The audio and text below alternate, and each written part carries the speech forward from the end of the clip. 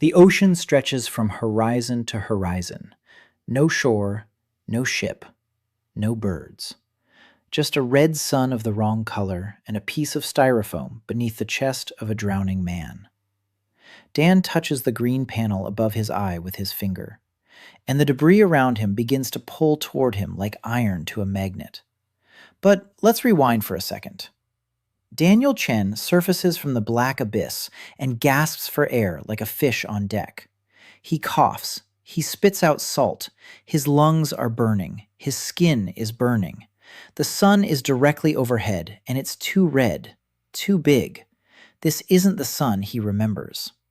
He rolls onto his back. His heart is pounding in his ears. He raises his hand to shield his eyes from the light, and freezes. A translucent panel hangs over his right eye. Green letters stand out against the sky.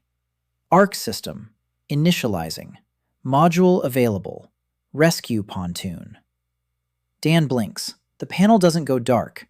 He pinches himself. It hurts. The panel holds. He pokes it with his finger. His finger passes right through. And the debris beneath it shudders, and a rumbling comes from below. Dan looks down and can't believe his eyes. The edge of the styrofoam stretches. A floating bottle twitches and sticks to the raft. Behind it, a bag. Behind that, a piece of a box.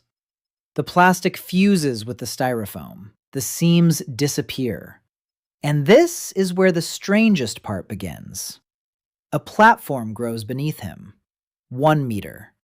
2. 3. All the debris in the area is drawn to him like iron to a magnet.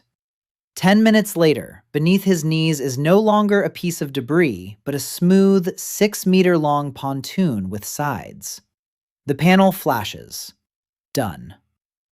And now imagine this man's situation. He is an engineer. He built offshore platforms. He knows the ocean like the back of his hand. And this ocean is wrong. Too warm, too quiet, too empty. No seagulls, no dolphins. Dead water stretching to the very edge of the world. He remembers his life. Long Beach, the night shift, the highway along the coast. Darkness. Beyond that, nothing. And now, above his eye, an interface that builds structures out of junk. And he's alone. No water, no food, no shade. Dan thinks of a canopy. The panel immediately sketches a diagram. He looks at the floating plastic and gives a mental command. Yes. The pontoon hums. The plastic soars onto the frame. A shadow falls on his face and his brain finally kicks in. And at that moment, the panel flashes. Object detected. 4 kilometers. Southeast. Watercraft. Emergency status. Dan jumps up. Somewhere out there, someone is drowning. And he has neither oars nor a sail.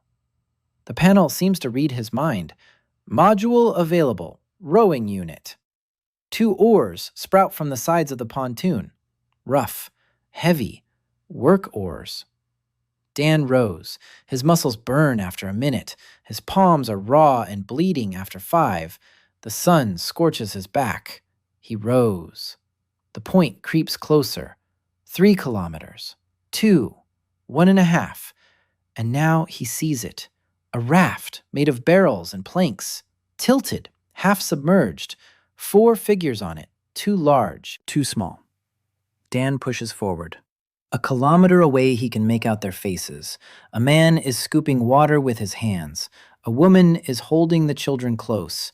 The barrels are sinking. They have an hour, maybe less.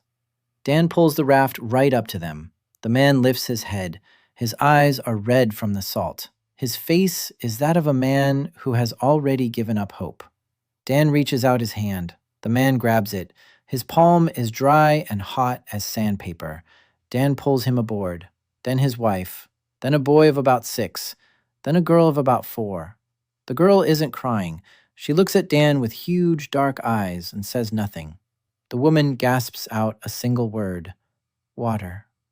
And right then, the engineer's voice breaks. The desalinator in the system is unavailable. The level is too low. Not a drop of fresh water. Nothing but the salty ocean all around. 4 dehydrated people. 0 water. And a skill that's useless right now. Dan clenches his teeth. He looks at the canopy, at the sun, at the plastic in the water, and he smiles. He doesn't need the module. He needs physics.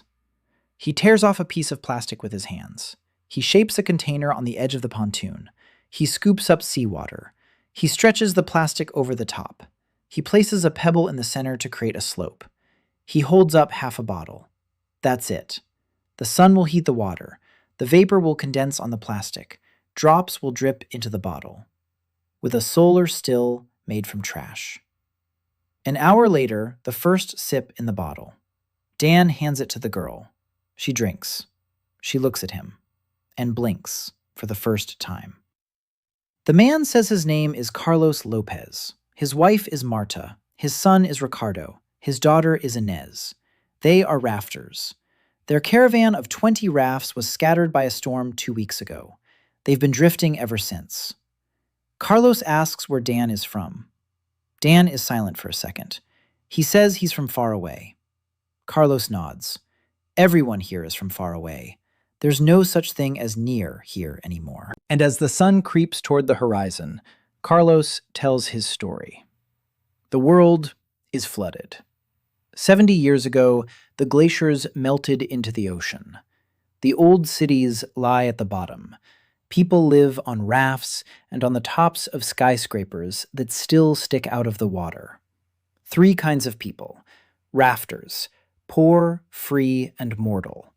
Tower dwellers. They sit on the upper floors and trade rainwater. Corporations. Real ships with nuclear reactors. Masters of the sea. Dan listens, and every word falls into place like a detail in a blueprint. A world without land. A world without resources. A world where an engineer with his brain is worth more than a battleship. He looks at the Lopez family. Carlos is falling asleep. Marta is feeding the children drop by drop. Inez is clinging to her mother and won't take her eyes off Dan. He doesn't know who gave him this system. He doesn't know the rules of this world. He knows one thing. Those 4 were dead within an hour. Now they're drinking water on his pontoon. And the panel is flashing again. Object detected, 11 kilometers, northwest, a vessel, large, adrift, no power signal. Dan looks to the northwest. The sun is setting, painting the water black and red. 11 kilometers by oars is out of the question today. But tomorrow... Dan lies on his back. The panel goes dark. The stars are so thick that the sky is white. Not a single light on the horizon. Just stars and water and the splash of waves against the hull. Dan falls asleep. For the first time in this world. For the first time without blueprints and deadlines. For the first time next to people he saved, not on paper, but with his own hands. Dawn comes quickly. The sky turns from black to red in a matter of minutes. Dan opens his eyes, and the first thing he sees is the panel. It's already working. Ark System, status, pontoon level 1, passengers 4 out of 4, resources within detection range, plastic, plenty, metal, traces, biomass, minimal, object to the northwest, distance 10 and 8 kilometers. The drift has changed the distance overnight. It's gotten closer. The current is carrying them in one direction. Dan sits down and inspects the pontoon.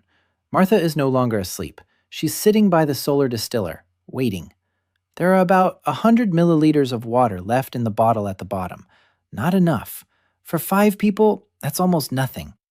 Dan builds 3 more distillers. The plastic is drawn from the water by the system. Molding takes minutes. By mid-morning, they have 4 working units. That will yield about a liter by sunset. 200 milliliters per person. Not enough. But they won't let us die. Carlos wakes up and stares at the new distillers for a long time, then at Dan.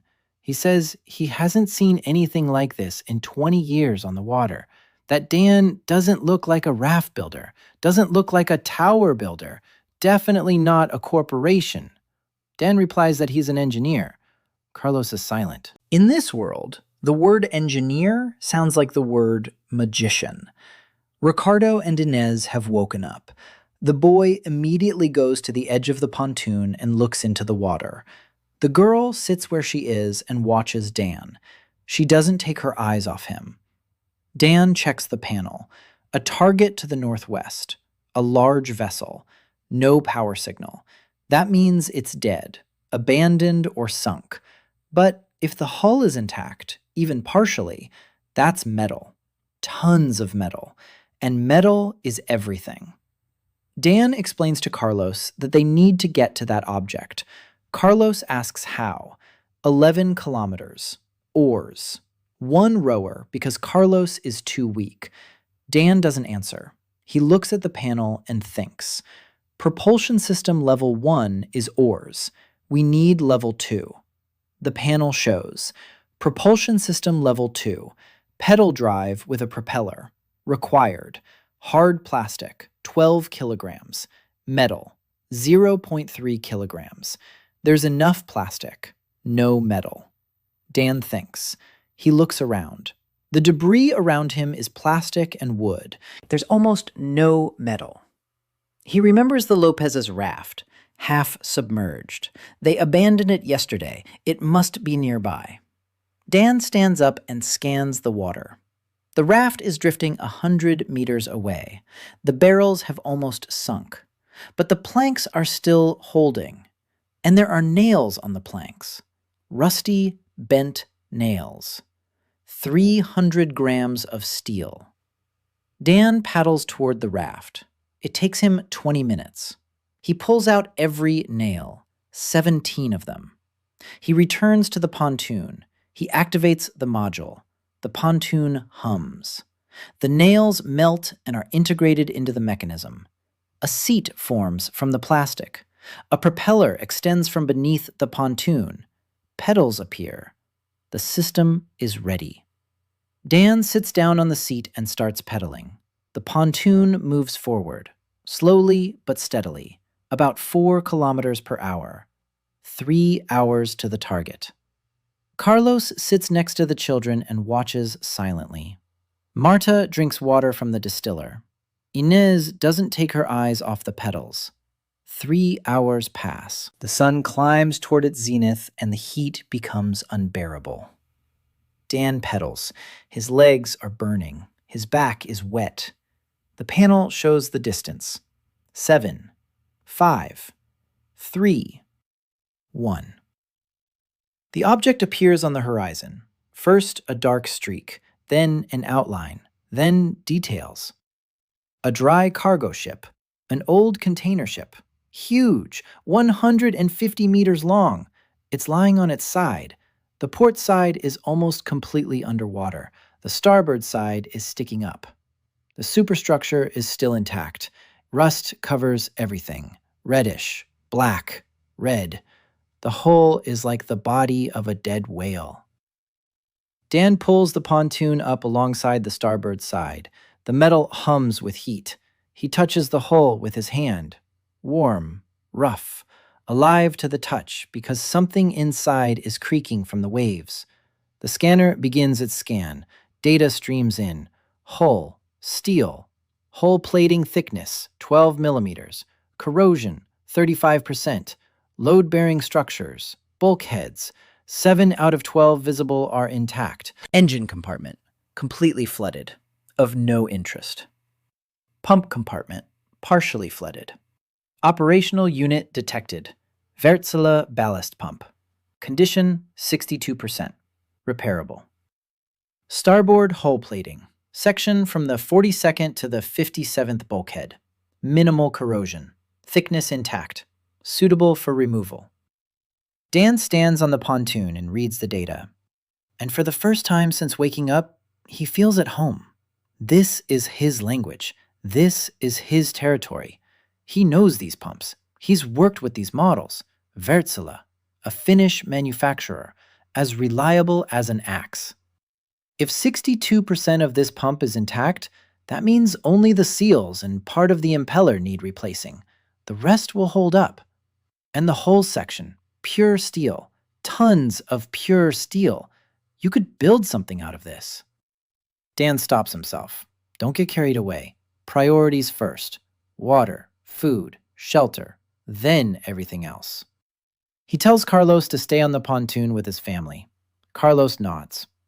Dan scrambles up the rusty side of the dry cargo ship. His hands slip on the metal. The rust digs into his palms. He pulls himself up on the railing and makes his way across the bulwark. The deck is at a 30-degree angle. It's impossible to walk, only to crawl. Dan crawls along the side toward the superstructure. The panel scans every meter. Inside the superstructure, it's dark and hot. The metal walls are scorching hot. The air smells of rust and salt and something Swedish. Dan descends the stairs. The railing holds. The steps creak but don't break. 2 levels down. 3. The water starts on the 4th level. Warm, murky, knee-deep. Dan walks down the flooded corridor. The panel lights the way. The pump room is at the end of the corridor. The door is jammed. Dan braces himself with his shoulder. He pushes. The metal screeches. The door gives way. Inside the pump room, the water is waist deep. A ballast pump hangs on the wall, large, heavy, covered in green slime but intact. Dan walks over and places his hands on the pump housing. The panel displays the internal diagram. Every bolt, every gasket, every micro crack. He reads this pump like a surgeon reads an X-ray. The impeller is 80% intact. The O-rings are rotten. The housing is crack-free. The shaft is straight. The bearings are replaceable. This pump will work. Not as a ballast pump, as the foundation for a reverse osmosis desalinator. To force seawater through a membrane under pressure. The membrane can be made from certain polymers. The pump provides the pressure. Energy comes from the wind or pedals. 500 liters a day of clean, fresh water. Dan starts removing the pump. The system helps. The bolts that are tightly rusted in give way when Dan applies the panel to them. It's not magic. It's directed vibration. Micro-resonance in the molecular structure of the rust. The panel calculates the frequency. Dan touches it with his finger. The rust crumbles. The bolt unscrews. 2 hours later, the pump is lying on the deck. 40 kilograms. Dan looks at it and already sees the finished desalinator in his mind's eye. Then he moves on to the hull plating, the starboard section, 6 meters by 4, 12 millimeters thick, good steel. The system helps cut it, directed vibration along the cut line, slowly, centimeter by centimeter. It takes 4 hours. The sun is already sinking toward the horizon when the sheet of steel finally separates from the hull and crashes into the water. Dan climbs back down to the pontoon. Carlos helps tie the steel sheet to the stern. The pump is secured in the center. The pontoon sags under the weight. The panel flashes yellow. Overload. Upgrade recommended. Pontoon level 2. Required. Plastic 40 kilograms. Steel 10 kilograms. Biomass is 5 kilograms. Dan now has enough steel. He activates the upgrade. The pontoon hums. Part of the steel sheet is consumed. The plastic is pulled out of the water. The platform expands. The sides rise. A keel forms under the hull. 30 minutes later, it's no longer a pontoon. It's a boat. 10 meters long, 4 meters wide, with a keel and sides, with a canopy over half the deck, with space for cargo. The panel updates. Level 1 boat. 5 out of 8 passengers. Carlos stands at the bow of the new boat and touches the side with his hand. The side is smooth, sturdy. Carlos turns to Dan, and something changes in his eyes. Not just gratitude, something like the way a person looks at the first rain after a drought. Marta is crying silently. Ricardo is running around the deck. Inez is sitting in her spot and looking at Dan.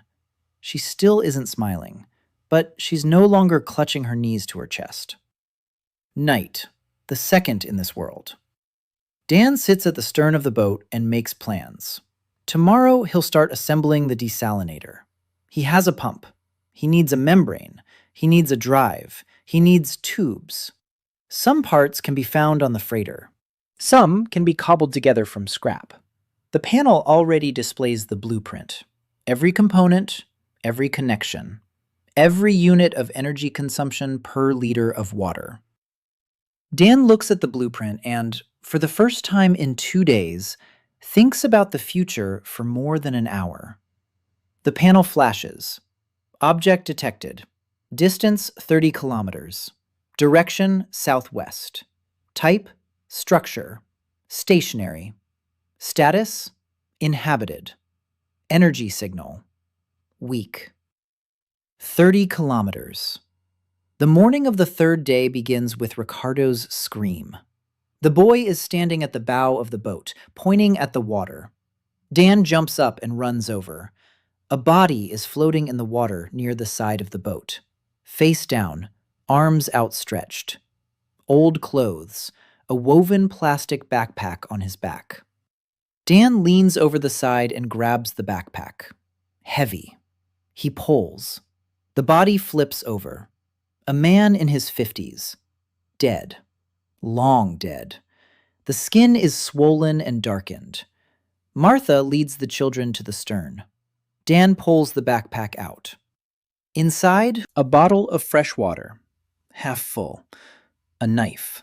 A real steel knife with a wooden handle.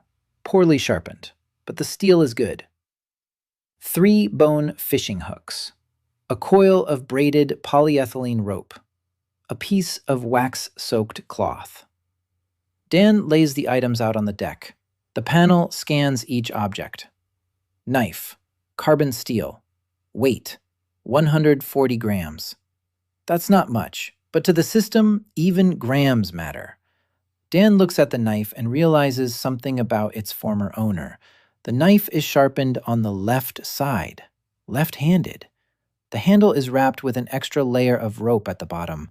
His hands were weak, probably arthritis. Bone hooks mean he knew how to fish, but didn't have access to metal. A raft dweller, a loner, an old fisherman who drifted too long without company. The panel shows no emotion. Dan demonstrates it himself. He silently packs up his things. The body is carried away by the current. Carlos takes off his homemade hat and watches it go. He says that on good days, you find things. On bad days, you find people. Dan works all day. He returns to the dry cargo ship 3 times. The first time for the tubes. Copper tubes from the cooling system. The panel had marked them on the diagram yesterday. Corroded, but usable. 4 meters of copper tubing is the basis for a condenser. The second time for filter material. Barrels of activated carbon were found in the dry cargo ship's hold. The cargo this ship carried in its past life. The carbon is wet, but functional. The third time for a piece of rubber. A large gasket from a cargo hatch. The rubber is old, but elastic. We can cut a membrane out of it. Not perfect, not like an industrial reverse osmosis membrane, but sufficient for rough filtration. The pressure from the pump will force the water through the rubber. The salt will be trapped. Most of it, not all of it. The water will be brackish, but drinkable. By evening, there's a contraption on the boat that looks like nothing Carlos and Marta have ever seen. A pump, tubes, a rubber membrane clamped between 2 steel plates, an activated carbon filter, a foot pedal connected to the pump via a braided polyethylene belt. Dan sits down at the pedal and starts pumping. The pump whistles. Air escapes from the system. Then water flows. Muddy. Then clearer. Then clear. Dan fills a glass and tastes it. Salty, but fresh, drinkable. He does the math. 20 minutes of pedaling yields about 3 liters. 15 liters an hour if he doesn't get tired. Realistically, 6 or 7 liters an hour with breaks. 40 to 50 liters a day. For 5 people, that's a luxury. Carlos tastes the water, slowly, a sip at a time. He closes his eyes, and an expression appears on his face that Dan will remember forever. This is what a man looks like who has been drinking only rainwater collected in dirty containers for 2 years and is tasting something clean for the first time. Mar is crying. She cried yesterday too, but today her tears are different, quiet. Ricardo drinks and laughs. Ines drinks in silence and then sits for a long time with an empty bottle in her hands. Morning of the fourth day. The panel shows a new signal. 2 objects to the east. Distance 5 kilometers. Watercraft. Small. Status active. Moving toward the boat. 2 rafts are heading toward them. Dan reaches for his binoculars. There are no binoculars. He squints. An hour later, the 2 rafts come closer. 1 person on each. Old men. One large with a white beard. The second thin with long arms. Both in faded shirts and homemade plastic hats. Fishermen. Dan sees their gear. Bamboo fishing rods. Nets made of braided line. Metal hooks. So they had access to metal. So they aren't exactly poor. The old man with the white beard approaches the boat's side and takes a long look at it. Then he looks at Dan. Then at the desalinator. Then back at Dan. He introduces himself. Moon. Just Moon. His partner's name is Juan. They're fishermen, 40 years on the water. They've seen it all, but they've never seen anything like this. Moon asks who built it. Dan replies that he did. Moon asks how. Dan says he's an engineer. Moon is silent. Huang is silent. They exchange glances. Moon says he heard that word from his grandfather. His grandfather worked at the factory before the thaw. He used to say that engineers made things that worked, not like now when everything depends on luck and prayers, real things that didn't break. Moon points at the desalination plant. He asks, "Is this a real thing?" Dan nods. Moon nods back. Then he asks if they can stay. Dan looks at the panel. 5 out of 8 passengers. With Moon and Juan, it'll be 7 out of 8. 1 spot left. He says yes. Moon and Juan haul their things onto the boat. There isn't much. Fishing rods, nets, a bag of dried fish, a barrel of rainwater, and a small bag with 12 nails that Moon keeps as currency. 12 nails are a fortune for a raftsman. Moon hands them to Dan without a word. He says that nails in the hands of someone who knows how to use them are worth more than in the pocket of someone who trades them. Juan prepares the fish. For the first time in 3 days, there is food on the boat. Real food. Not seaweed and not the plastic taste of distilled water. The dried fish is tough and salty, but it's protein and it's energy. Dan eats and feels his body thanking him for every bite. Carlos and Moon are talking. 2 rafters, different generations. Carlos is younger and angrier. Moon is older and calmer. But both are talking about the same thing. The world is getting worse. The storms are stronger. The fish are going deeper. The rafts are sinking more often. 10 years ago, rafters caravans numbered 100 bundles. Now, 20 is a rarity. In 10 years, there won't be any rafters left. Moon says he's heard about something. A typhoon. A huge one. Bigger than any storm. Meteorologists from the southern towers estimate it will arrive in 3 years, maybe sooner. They call it Leviathan. Moon says that if Leviathan comes, no one will survive on the water. Not the rafters, not the tower dwellers, maybe not even the corporations will survive. Dan listens. 3 years. Leviathan. He looks at the panel, the Ark System. It's a name he didn't choose. The system gave it to itself. The Ark, a ship that saves from the flood. Coincidence or not, Dan doesn't believe in coincidences. He believes in calculations and data. But so far, there's not much data. Too little. He knows what he can build. He doesn't know why. He doesn't know for whom. He doesn't know what scale is needed. But he has a boat for 7 people, a desalinator, 2 days' worth of food, and the coordinates of an inhabited tower 30 kilometers away. The morning of the 5th day, Dan makes a decision. They're heading for the tower. The pedal drive is slow. 30 kilometers is almost 10 hours. They set out at dawn. Dan and Carlos take turns pedaling. Moon and Juan fish from the deck. Marta watches the children and the desalinator. Time passes. The water around them changes. More debris, then less, then more again. Something vertical appears on the horizon. A thin line. Dan squints. The line grows. It's not a mirage. It's a tower. The top floors of a skyscraper jutting out of the water. 20, maybe 25 stories above the surface. The rest is underwater. The walls are covered with a coating of salt and rust. On the roof are antennas and some kind of structures. Rain collectors. Large, spread-out sheets of plastic and fabric stretched over frames. Water runs down them into reservoirs. That's where the tower dwellers get their fresh water. Dan brings the boat closer.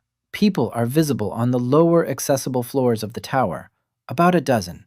They're standing on balconies and platforms welded to the walls. They're looking at the boat. They aren't waving. They aren't shouting. They're just looking.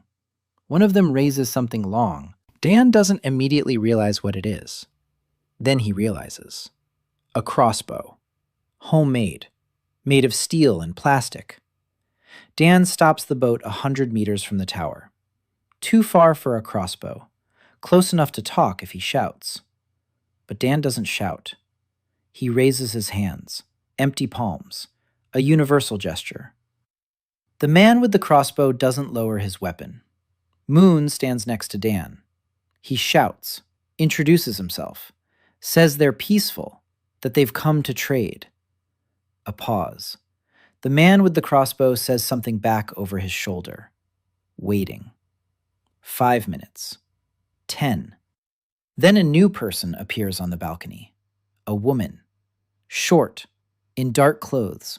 Her hair is tied in a bun at the nape of her neck. She leans over the railing and looks at the boat. For a long time. Then she shouts. Her voice is low and calm. She asks what they have to offer. Moon answers, fish. The woman says they have fish. Moon looks at Dan. Dan takes a step forward. He says one word. Water. The woman falls silent. On the tower, water is currency.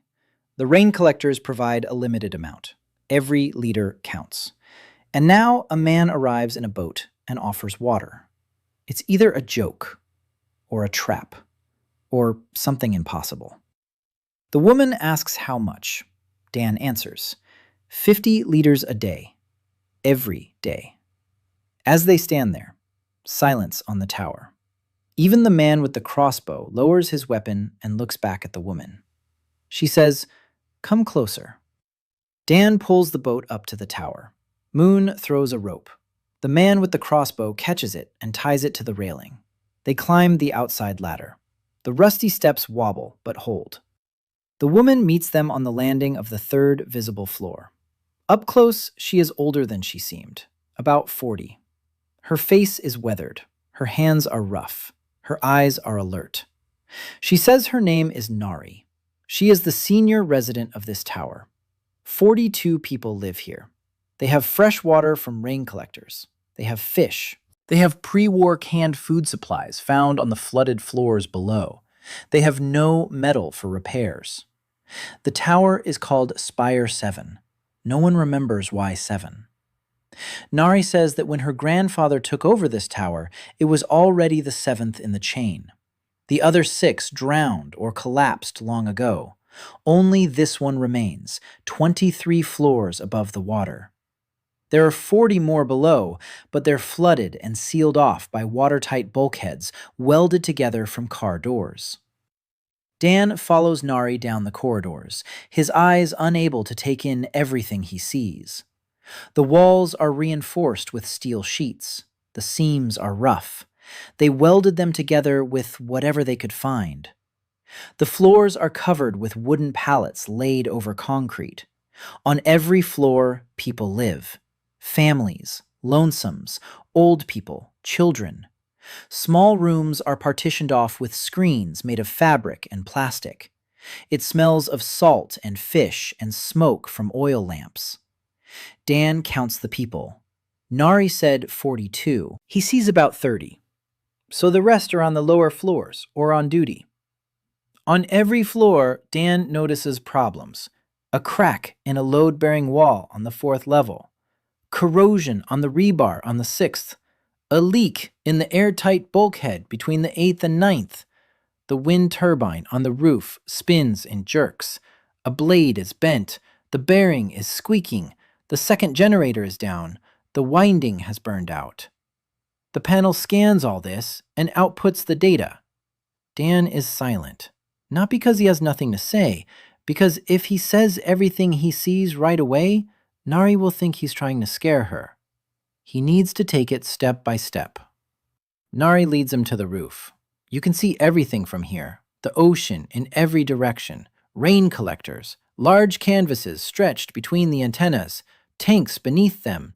3 200-liter barrels. 1 full, 2 half full. That's a reserve in case there's no rain for a week. It won't last 2 weeks. Nari asks directly, "What can you do?" Dan says he can fix the wind turbine. He can boost the rain collectors so they collect twice as much. He can weld the crack on the 4th tier. He can rewind the second generator's coil if they can find some copper wire. Nari listens. Her face is impassive. She asks what he wants in return. Dan says, metal, as much as they can give. And the right to return. Nari thinks. Then she nods. She leads him down to the storeroom. The storeroom is a room on the 12th level, crammed with stuff. Boxes, barrels, sacks. In the corner is what Dan needs. Pieces of steel, reinforcing bars, pipes, bolts in a rusty bucket. About 200 kilograms of metal in various conditions. For the tower dwellers, this is a strategic reserve. They've been hoarding it for years. They've used it sparingly. Dan looks at the pile of metal and sees 3 ships in it. He tells Nari he'll start with the generator. It's the quickest and most noticeable. If the tower guards see him doing it instead of just talking, they'll believe him faster. Nari agrees. Dan climbs onto the roof and gets to work. The panel displays the generator's schematic. The blade is bent 17 degrees. The bearing is 40% worn. The fasteners have loosened. Dan removes the blade. He straightens it using the edge of the concrete parapet as an anvil. He strikes it with a stone. Precisely, calculatedly. Each blow lands on the panel. The metal yields. The blade straightens out. He doesn't touch the bearing. Instead, he packs a thick mixture of fish oil and plastic dust into the gap, a temporary lubricant. It'll last a month. He tightens the fasteners with a wrench he found in the warehouse. 3 hours later, the generator is running. The blades rotate smoothly, a quiet hum. The wires under the paneling begin to buzz. A light bulb comes on the 15th floor. 1, small, yellow.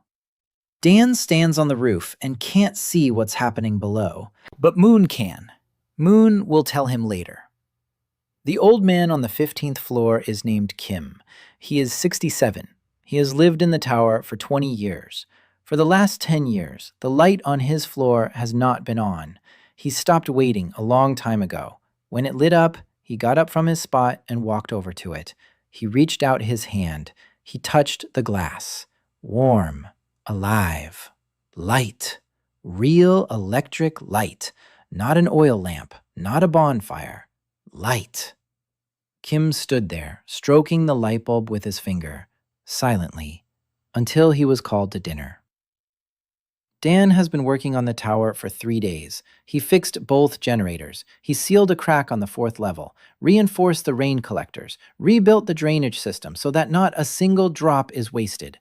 He assembled a shower from scraps of pipe and an old valve, one for the entire tower. Cold, salty because the water is pumped from the ocean. But it's a shower. The first in 10 years for most of the residents. Nari stands nearby as the first woman steps into the stall. The sound of water, then silence, then laughter. Real, genuine laughter. Nari turns to Dan. She says he can take as much metal as he can carry. Dan takes 100 kilograms, reinforcing bars, pipes, bolts. He loads them onto the boat. The panel counts. 100 kilograms of steel is serious. It's the foundation for the next upgrade, Ark Level 0. Before leaving, Nari asks when he'll be back. Dan says in 2 weeks. Nari nods. She says that if he needs people on the tower, there are 4 who want to leave. Young, strong. They feel cramped on the tower. Dan says he'll take them when there's room. Nari says she'll wait. The boat pulls away from the tower. 100 kilograms of steel on board. 7 people. 5 days' worth of water and fish. The panel updates. A new line appears. Project available. Ark 0. Class schooner. Capacity 30 people. Required 400 kilograms of steel. 200 kilograms of high-density plastic. 50 kilograms of biomass. 100 kilograms of wood. 15 kilograms of copper. Energy equivalent to 120 hours of pedal power. 400 kilograms of steel. He has 100. He needs another 300. Dan looks out at the ocean. Somewhere, are there still dry cargo ships out there? More towers, more resources. Time. He needs time and people. The boat heads back to the dry cargo ship, their temporary base. Dan spends the next week dismantling the dry cargo ship, methodically, section by section. The panel calculates which parts of the structure can be removed without bringing down the rest. It's like dismantling a house, removing only the cards that aren't holding anything up. Moon and Juan help. Carlos too. His hands are used to hard work. Marta cooks and keeps an eye on the water. The kids are busy. Ricardo helps Juan with fishing. Inez sits next to Dan and watches him work. She still doesn't speak. But she's there. Always there. On the 3rd day of dismantling the dry cargo ship, Dan finds something he didn't expect. Hold number 4. Partially flooded. But the upper part is dry. And there are boxes there. 23 boxes, labeled in Korean. Dan doesn't read Korean, but the panel translates. Solar panels, silicon, pre-war model. 23 boxes, 4 panels each. 92 solar panels. Dan stands in the dim light of the hold and looks at the crates. His hands are shaking. Not from fatigue, from realization. 92 panels.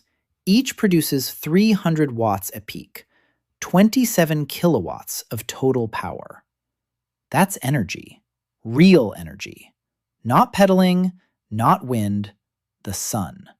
Of which there is plenty here. 27 kilowatts is a desalinator that produces not 50, but 500 liters a day. It's a forge. It's a welder. It's light at night. It's everything. Dan returns to the boat and immediately tells Carlos and Moon that they need to unload the hold. They work for 2 days. They haul the boxes one by one through the flooded corridors. It's hard, it's wet, it's dangerous. Once, Carlos slips on the stairs and nearly falls into the flooded lower deck.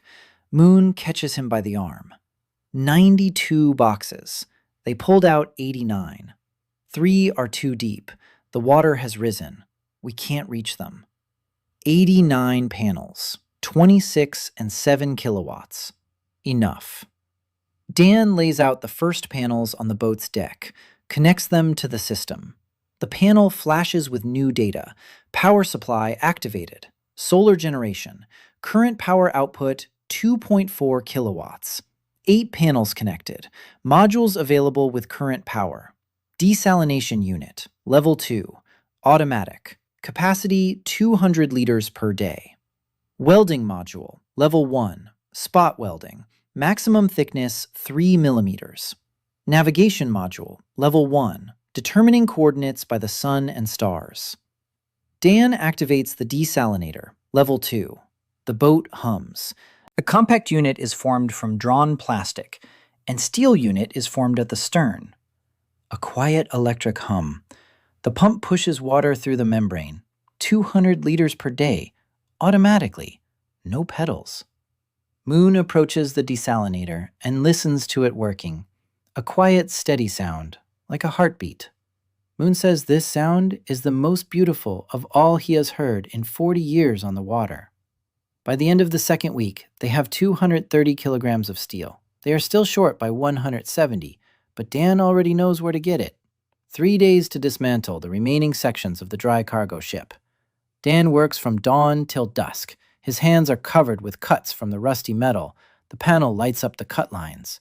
Directed vibration breaks down the rusted seams, but they have to peel off the hull plates by hand.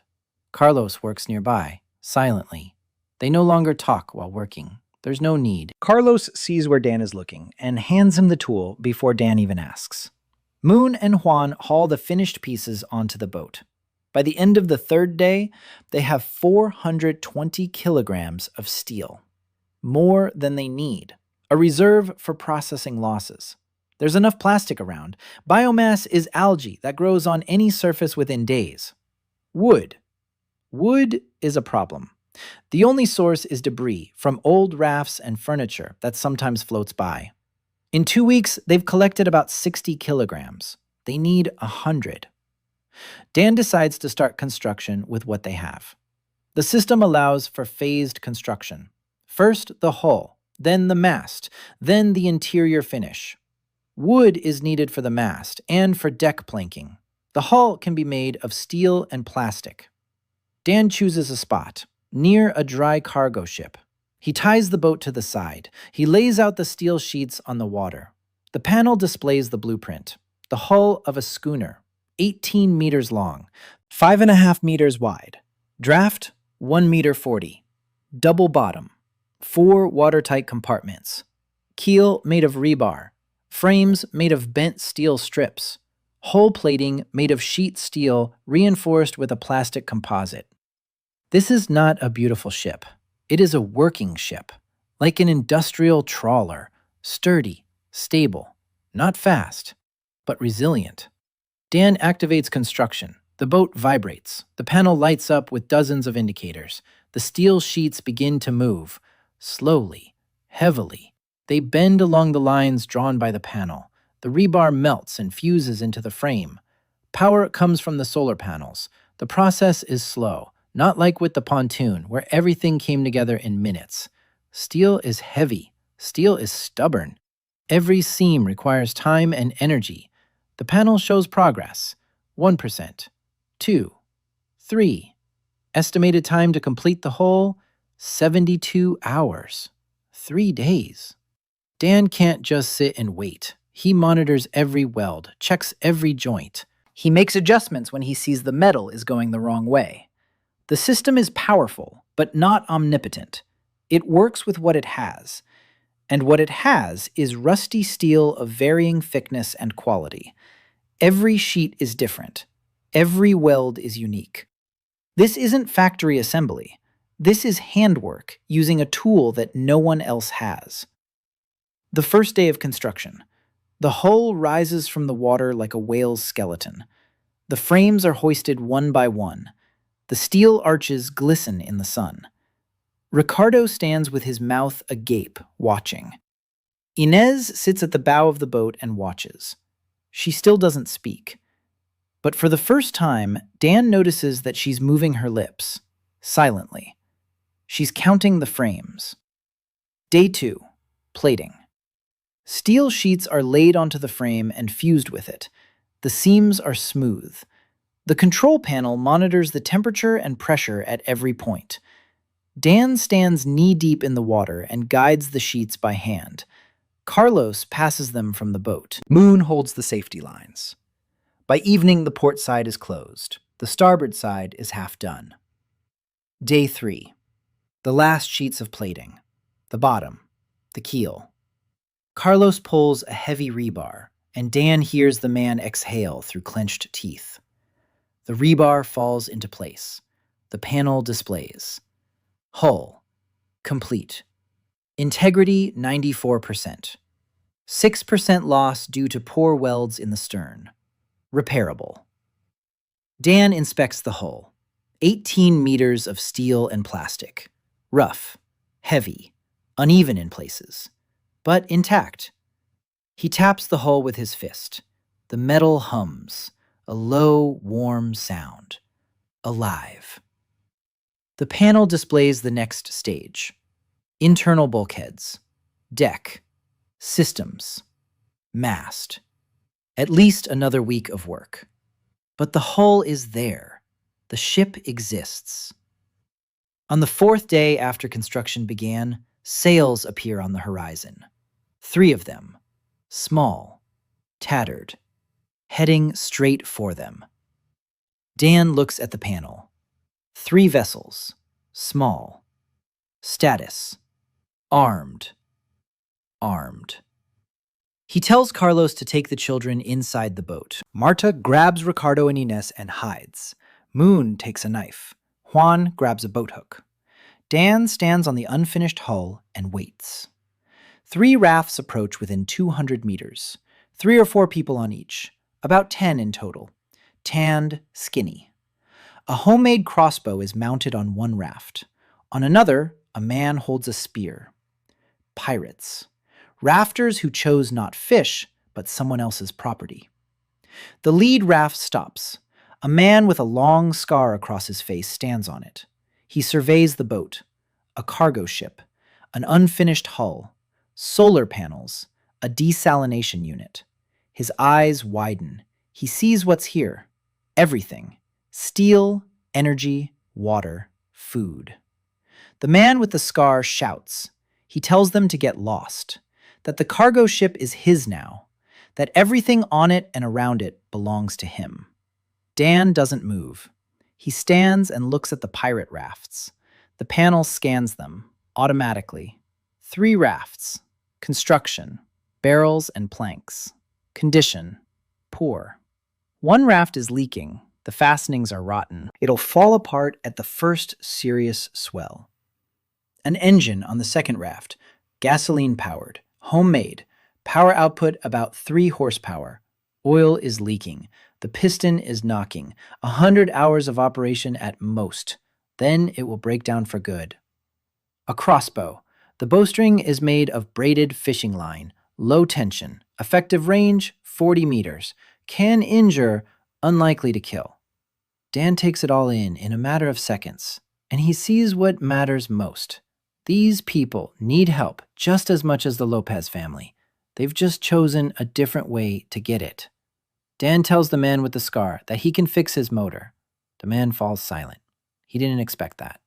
Dan says the engine will break down in 3 months, maybe sooner. The piston assembly is worn out. Oil is leaking through the head gasket. If it isn't fixed within 100 hours of operation, the engine will seize up and turn into a pile of scrap metal. Dan says he can fix it. The man with the scar looks back at his men. They confer, quietly, quickly. The man turns to Dan. He asks what Dan wants for the repair. Dan says he wants them to leave peacefully and to tell others that they're building a ship here, not a military one, not a merchant one, a ship with room on board. The man with the scar thinks for a long time. Then he pulls his raft up to the boat. Dan climbs down to the engine. The panel shows every detail. 2-stroke, homemade, assembled from parts of 3 different engines. It's a miracle it works at all. Dan works for an hour. He replaces the gasket. He cuts a new one from a piece of rubber he found on the freighter. He tightens the fasteners. He cleans the carburetor. He pours in oil from his supplies. He adjusts the ignition. The engine starts on the first try. A smooth sound. No knocking. The man with the scar listens. His face changes. The scar on his face seems to fade a little. Or maybe it's just my imagination. He says his name is Thorn. Dan nods. Thorn says he'll come back. Not for the engine, for a spot. Dan says there'll be a spot. 3 rafts sail away. The sails fade into the horizon. Moon lowers his knife. Juan exhales. Carlos steps out of the boat with the children. Marta pulls Inez close. Dan watches the pirates leave and thinks about what just happened. He didn't fight. He didn't threaten. He didn't pay a ransom. He offered what he had in abundance: knowledge, skill, time. And he got what he needed: peace. Construction continues. A week is spent on the interior bulkheads and the deck. Moon finds drifting debris from a raft with planks. Wood. 40 kilograms. Still not enough for a mast, but getting closer. Juan catches fish. Supplies are growing. The desalinator runs around the clock. Water is no longer a problem. Food is still a problem. Fish and seaweed. There's protein. Not enough vitamins. Dan is thinking about hydroponics. There was activated charcoal on the dry cargo ship. If they use it as a substrate and set up a closed-loop irrigation system with fertilizer made from recycled waste. The panel displays a diagram. Hydroponic module, level 1. Area 4 square meters. Yield, greens in 2 weeks. Tomatoes in a month. Cucumbers in a month and a half. Required, plastic, tubes, pump, substrate, seeds. Seeds. Where to get seeds in a world without soil? The panel is silent. It has no seeds. It has no answer to this question. Dan asks Moon. Moon says the tower dwellers have seeds. Some towers grow plants on their roofs in boxes filled with soil. The soil is brought from mountain peaks that still protrude from the water. Seeds are passed down from generation to generation. They are valued more highly than steel. Nari, Spire 7 Tower. Dan makes a decision. He'll return to Nari. Not in 2 weeks, as he promised. Sooner. But not empty-handed. He'll take what the tower dwellers don't have. A solar panel. 1. 300 watts. For Nari's tower, that means light on every floor. Working appliances. Maybe even an electric stove. 1 panel for a handful of seeds. Nari will agree. Dan leaves Carlos, Moon, and Juan at the construction site. He takes a boat. 1 solar panel, a supply of water, fish, 30 kilometers, 7 hours of pedaling. He arrives at Spire 7 at sunset. This time, the crossbowman recognizes him and lowers his weapon immediately. Nari meets him on the landing pad. She sees the solar panel and her eyes widen. She knows what it is. Her grandfather told her about it. Black plates that catch the sun and turn it into lightning. Dan explains how to connect it. Nari listens. Then she asks what he wants. Dan says, seeds. Nari leads him inside. On the 20th level, there is a room that is guarded. 2 men with crossbows stand at the door. Nari nods to them. They step aside. Inside, boxes of soil, earth, real earth, dark. It smells of life. Green stalks are growing in the boxes, onions, garlic, Something like spinach. And little bags on the shelf. Seeds, rice, wheat, beans, peppers, tomatoes, zucchini, carrots, labeled in neat handwriting. Nari takes 5 bags: tomatoes, beans, spinach, onions, peppers. She hands them to Dan. Dan holds them in his hands.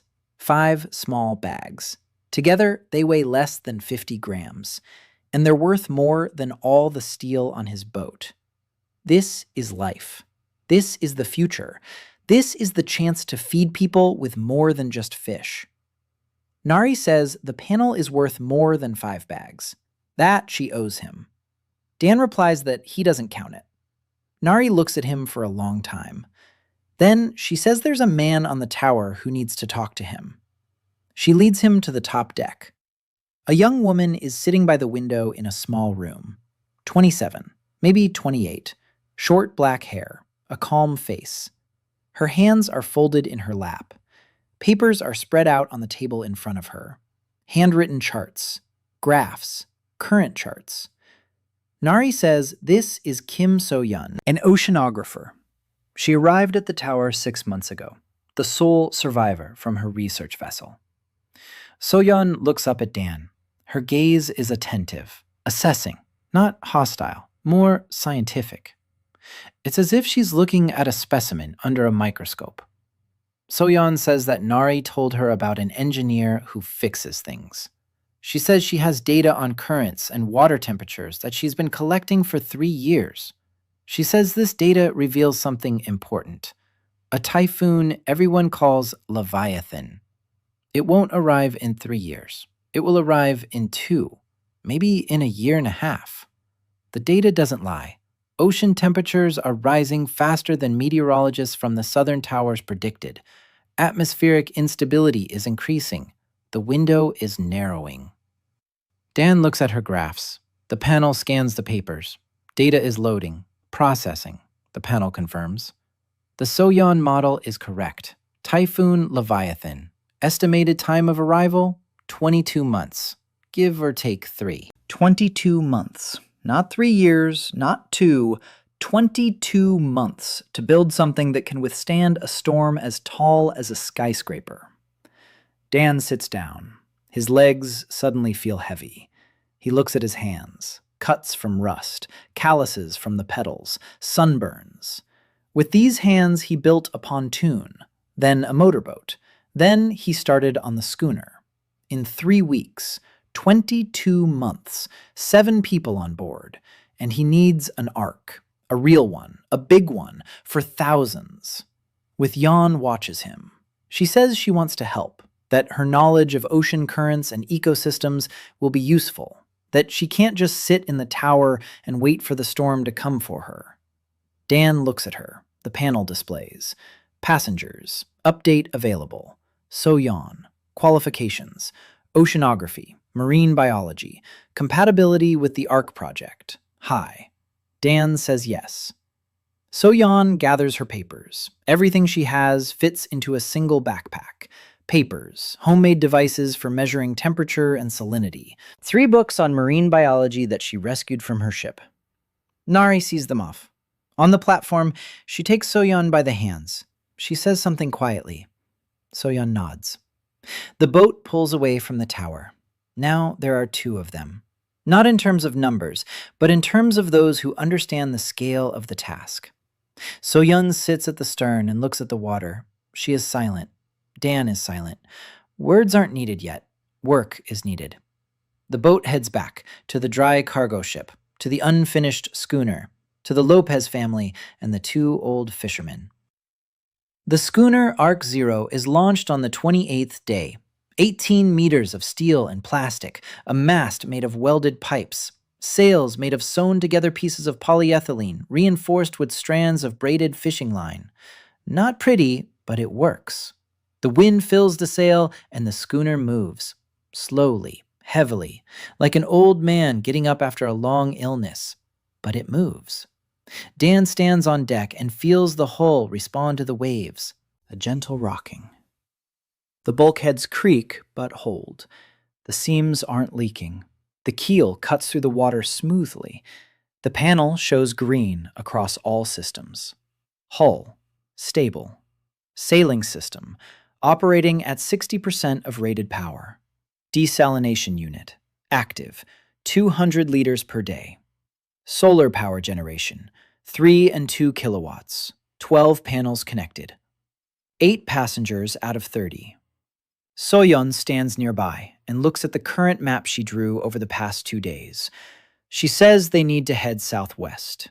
That's where 2 warm currents meet. There are more fish in that area, more floating debris, and most importantly, more rafters. If Dan wants to recruit people, he needs to go where they are. Dan agrees. The schooner turns around. The sail catches the crosswind. Moon stands at the helm. The helm is rough, a steel rod with welded handles, but Moon holds it as if it were the wheel of a yacht. 40 years on the water have taught him to feel the waves with his back. The first 3 days pass calmly. Soyeon is working. She has laid out her instruments at the stern and measures the water temperature every hour, salinity, current direction. She records it in a notebook. Dan watches her and sees a person who, for the first time in 6 months, is doing what she was born to do. Her movements are precise, confident, no fuss. She dips the thermometer into the water with the same precision a surgeon uses a scalpel. Dan builds a hydroponic module, 4 square meters on the lower deck, plastic trays, tubes, a pump made from a small motor salvaged from a cargo ship, a substrate of activated charcoal and ground pumice, seeds. He plants tomatoes and beans in the first trays, spinach and onions in the second, peppers in the third. He waters them with filtered water mixed with ground fish bones and seaweed, homemade fertilizer. The panel calculates the proportions: nitrogen, phosphorus, potassium. Not perfect, but enough. 3 days later, the first bean sprouts break through the substrate. Green, thin, fragile. Inez finds them first. She comes to the lower deck and stands in front of the tray. She looks at the sprout.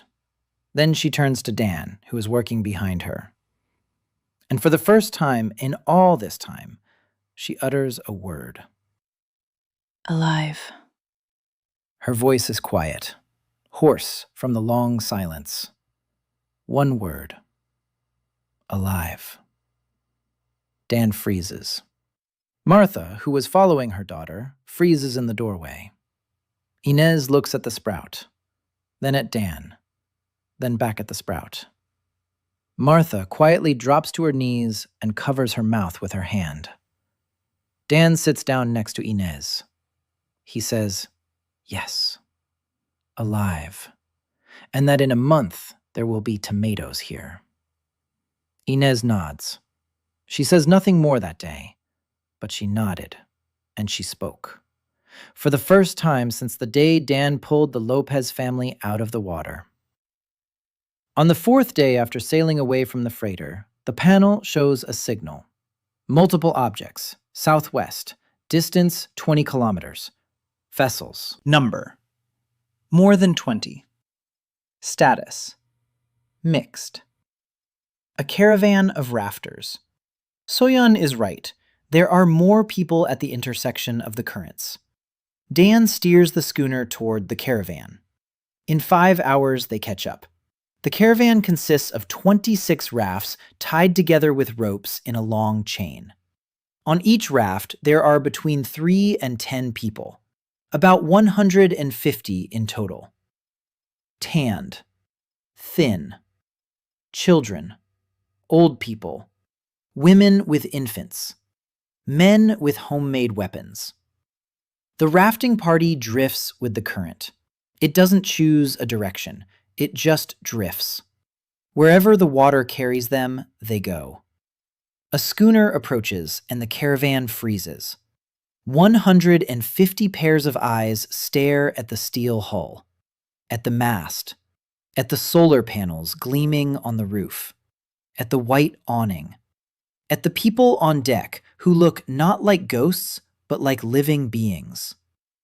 The caravan leader approaches on his raft, a large man in his 50s with sunburned skin and calm eyes.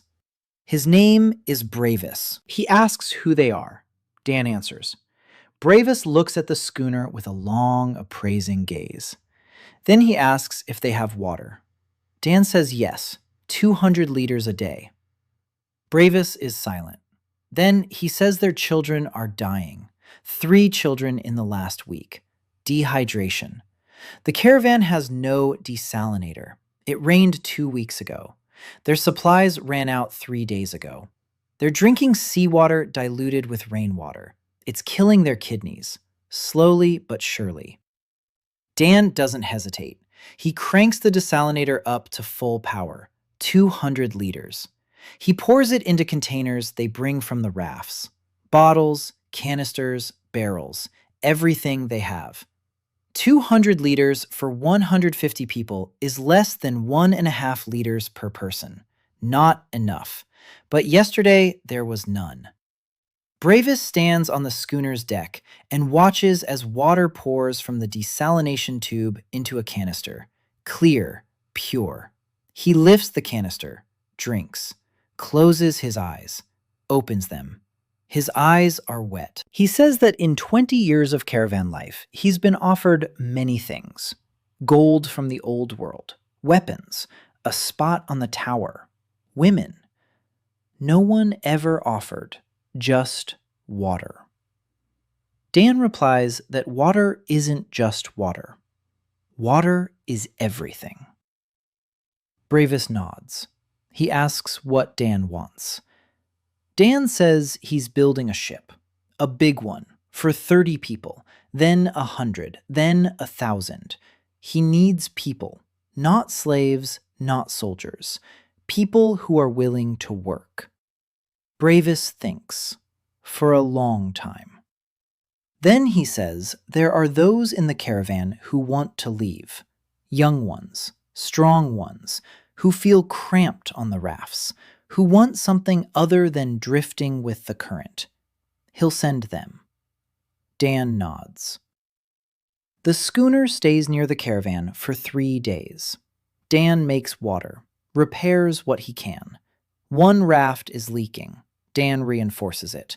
Another loses a rope. Dan ties it back on. On the third raft, a woman with an injured hand. The cut has become infected. Pus. A fever. Dan isn't a doctor, but the panel shows the ingredients of a seaweed ointment that has antibacterial properties. Soyeon knows which seaweeds are needed. She gathers them from the underside of the rafts.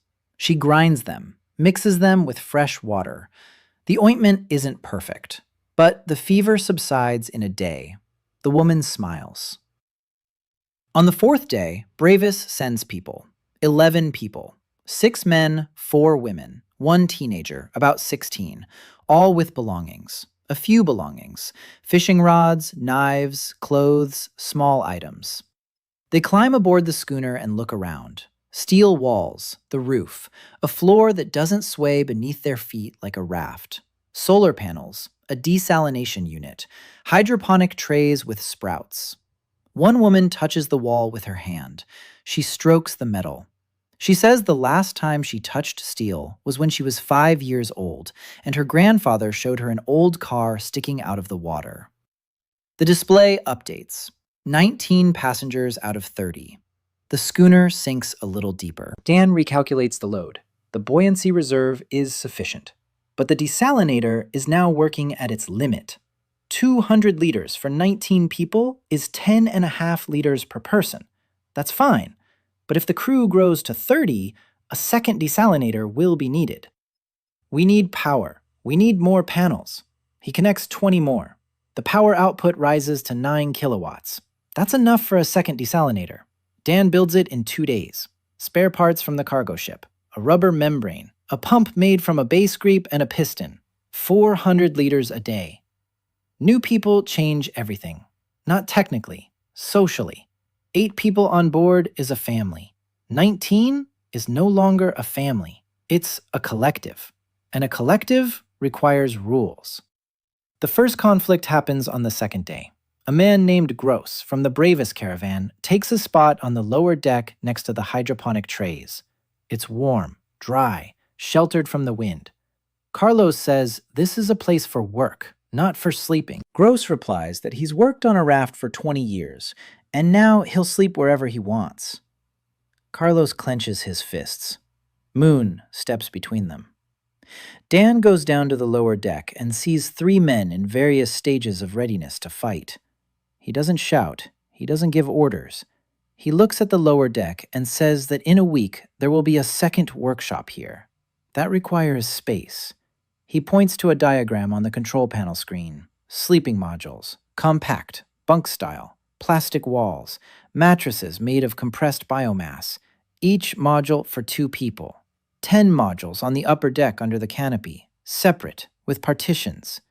Gross looks at the blueprint, then at his spot on the floor, then back at the blueprint. Partitions. Personal space. He hasn't slept behind a partition in 20 years. Gross stands up and asks how he can help. The conflict fizzles out. But Dan remembers. People don't fight over territory. They fight over dignity. Gross didn't want this spot. He wanted someone to acknowledge that he deserved a spot. Dan builds the sleeping modules for 3 days. Plastic from the water.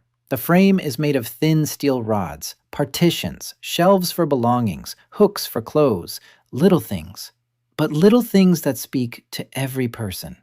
This is yours. You're not a guest here. You live here.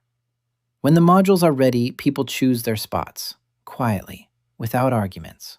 Carlos and Marta with the kids take the corner one. Moon and Juan are next to them. Gross takes the one at the very edge of the hull. He grumbles that he can hear the water, but he puts his things on the shelf and spends a long time arranging them, settling in. So-yeon takes the module near the stern, closer to her instruments. She works every day without a day off. Measurements, calculations, current models.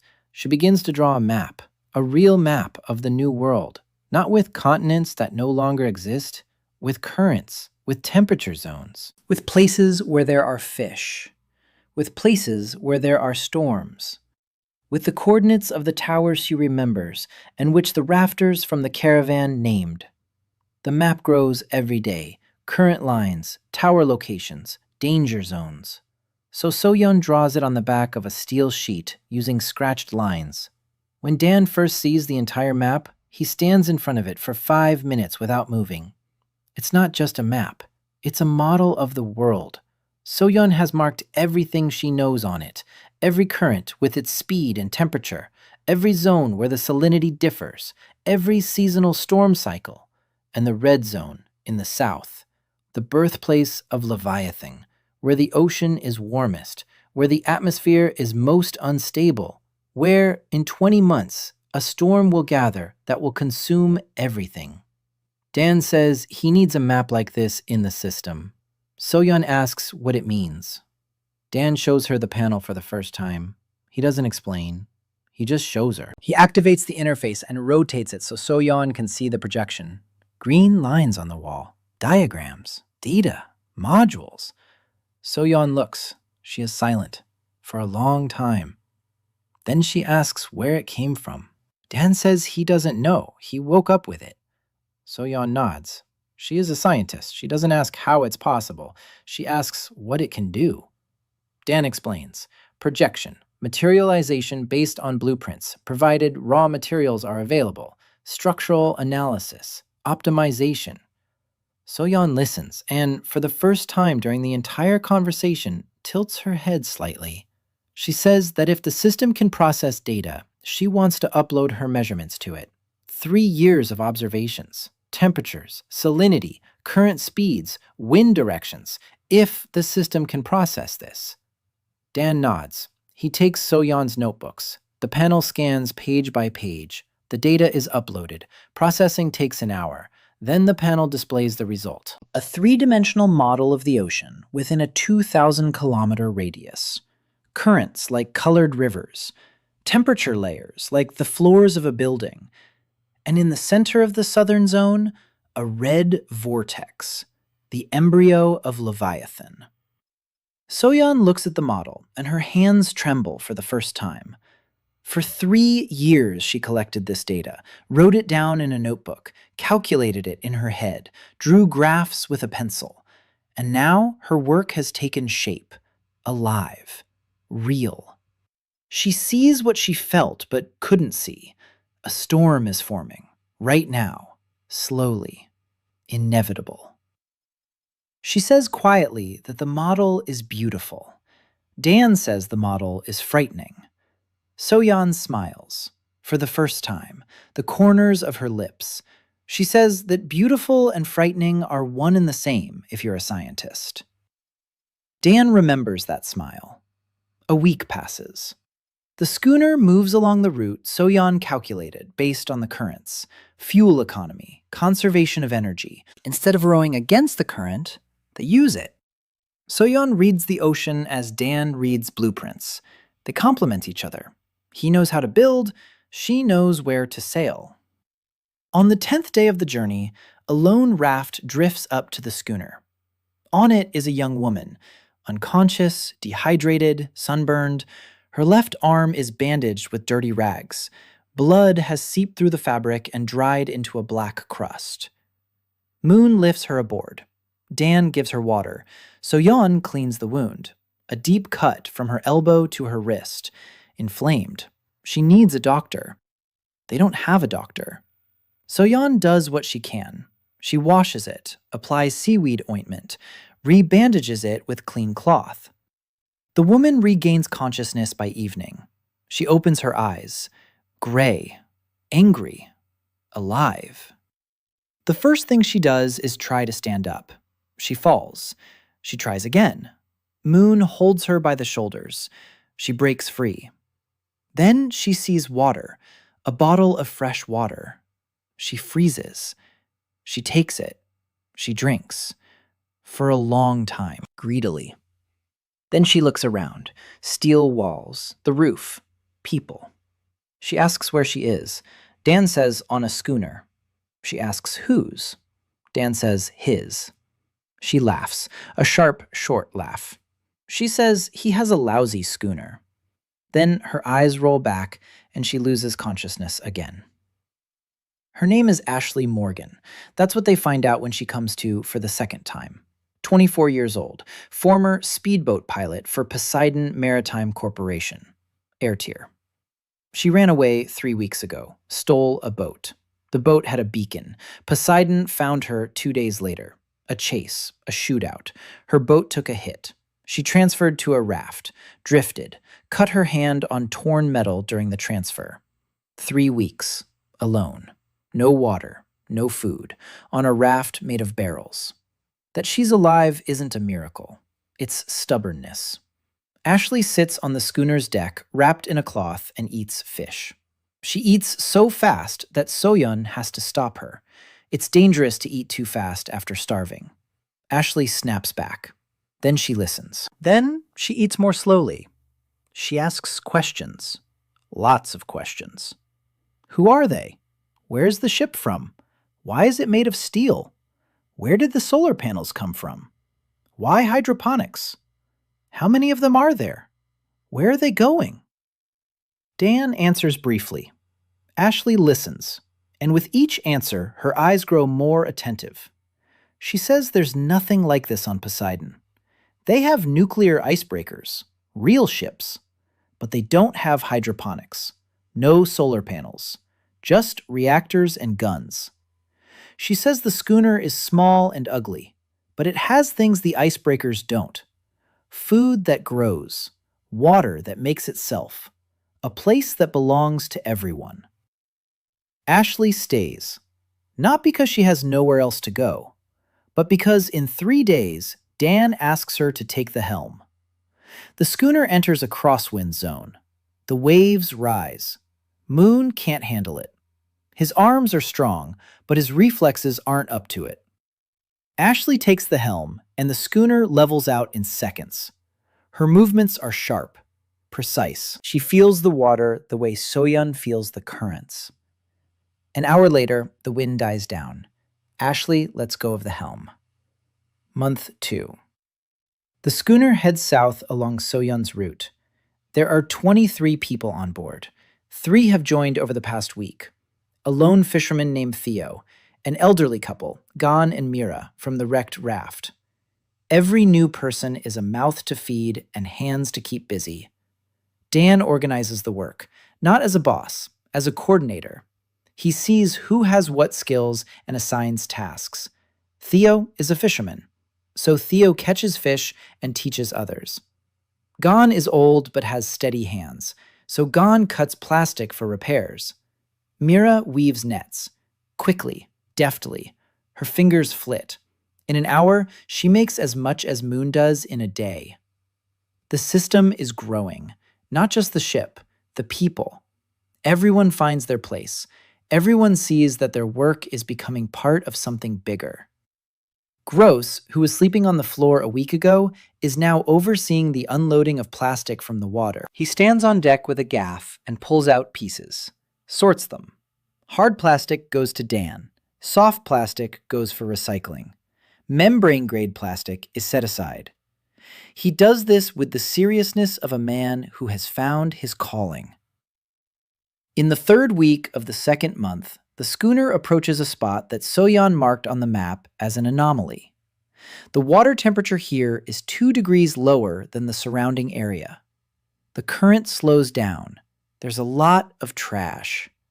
And not just trash. Debris from something large is floating on the surface. Metal, plastic, wood, glass, pieces of cable. Dan stops the schooner and scans. The panel shows debris. Source. Platform class structure. Pre-war. Approximate size 500 meters by 200. It's an oil platform. It collapsed. It didn't sink completely. Parts of the structure are floating. Parts are lying in shallow water. The panel estimates the depth, 12 meters to the main structures. Steel, tons of steel. Aluminum, copper. Cables, pipes, valves, tools. Dan knows oil platforms. He designed life support systems for them. He knows every module, every deck, every system. If at least 30% of the platform remains, that's enough resources for an entire city. The problem is the depth, 12 meters. Diving without equipment is dangerous. Dan thinks. Ashley approaches. She overheard his conversation with So-yeon. She says she dived at Poseidon. Training. 12 meters is the limit for freediving, but she went down to 15. Dan looks at her. Her hand is still bandaged. The cut is healing, but slowly. Ashley catches his gaze. She says she dives with her lungs, not her hand. Dan doesn't argue. He designs the gear. Simple. A weight belt made of lead pieces found on the platform. A mask made of glass and rubber. A cable with a signal knot. A safety rope. Ashley dives the next morning. The first dive is a reconnaissance dive, 3 minutes underwater. She surfaces with wide eyes. She says there's a whole world down there. The platform lies on its side. The living quarters are intact. The doors are closed. The workshop is intact. She saw tools through the window. Wrenches, vices, something resembling a welding machine. Dan draws up a recovery plan. The panel calculates that some items can be lifted by hand. Tools, valves, small parts. For the larger ones, a winch is needed. A winch can be assembled from what's available. Steel cable, a drum, a manual drive. 3 days to build. Ashley dives every day, 4 or 5 times a day.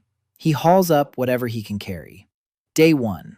A box of wrenches, a set of 24. Rusty, but steel.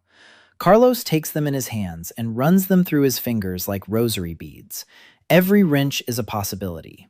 Every wrench is something the rafters never had. Day 2. A cable reel. 300 meters of copper cable in a plastic sheath. Copper. 15 kilograms of pure copper. These are generator windings. This is electrical wiring. This is the future. Day 3. The winch is ready. Ashley secures the cable to large objects on the seabed. The crew pulls. The first lift. A 4-meter-long steel beam. Clean. No rust. It was protected from water inside the structure. Dan touches its surface. Smooth. Cold. High-quality steel. This is the kind used to build ships that have lasted for decades. The hauls go on for a week. New finds every day. The panel catalogs everything. Steel, 300 kilograms. Aluminum, 80. Copper, 30. Tools, 42 items. Valves, 12 pieces of various sizes. A stainless steel pipe, 20 meters. And most importantly, on the 5th day, Ashley brings a small metal box out of the workshop. Airtight, sealed, heavy. Dan opens it. Inside, medical instruments, a surgical kit, scalpels, clamps, tweezers, needles, suture thread. Everything is oiled. Everything is intact. Pre-war quality. Next to it are 5 sealed packets of antibiotics. The date on the packets has worn off, but the packaging is intact, so maybe they're still usable. Dan holds the box in his hands and thinks that somewhere out on this ocean, there's a doctor who needs exactly these instruments. He doesn't yet know that this thought will turn out to be prophetic. The panel updates. Resources for Ark 0 have been exceeded. A new project is available. Ark 0 upgraded. Hull length extended to 24 meters. Addition of a second mast. Installation of a smithy module. Power system rated at 32 kilowatts. Capacity 50 people. Dan looks at the design. 50. This is no longer a schooner. It's a small ship. He begins the upgrade. The hull is lengthened. A new section is built into the stern. The second mast rises in 3 days. Solar panels are moved to the extended roof. The forging module is a small electric furnace, not for smelting, for forging and cutting. With it, Dan can work metal more precisely, weld better, cut cleaner. This changes the quality of everything he builds. Soyeon watches the upgrades and, for the first time, initiates a conversation not about work. In the evening, she approaches Dan at the stern. He's sitting there, checking the blueprints on the panel. She sits down next to him. She's silent for a minute. Then she says he reminds her of her captain, the one on the research vessel. He didn't sleep either. He checked everything himself too. He didn't notice that the people around him were living beings, not just cogs in a machine. Dan turns to her. Soyeon isn't looking at him. She's looking at the water. She says the captain died with everyone else when the ship sank, that she was the only one to survive on a life raft, that for 6 months on the Nari Tower, she woke up every night to check if the floor beneath her was sinking. Dan is silent. He doesn't know what to say. He's an engineer. He solves problems. But this problem can't be solved with a wrench. Soyeon gets up and goes to her room.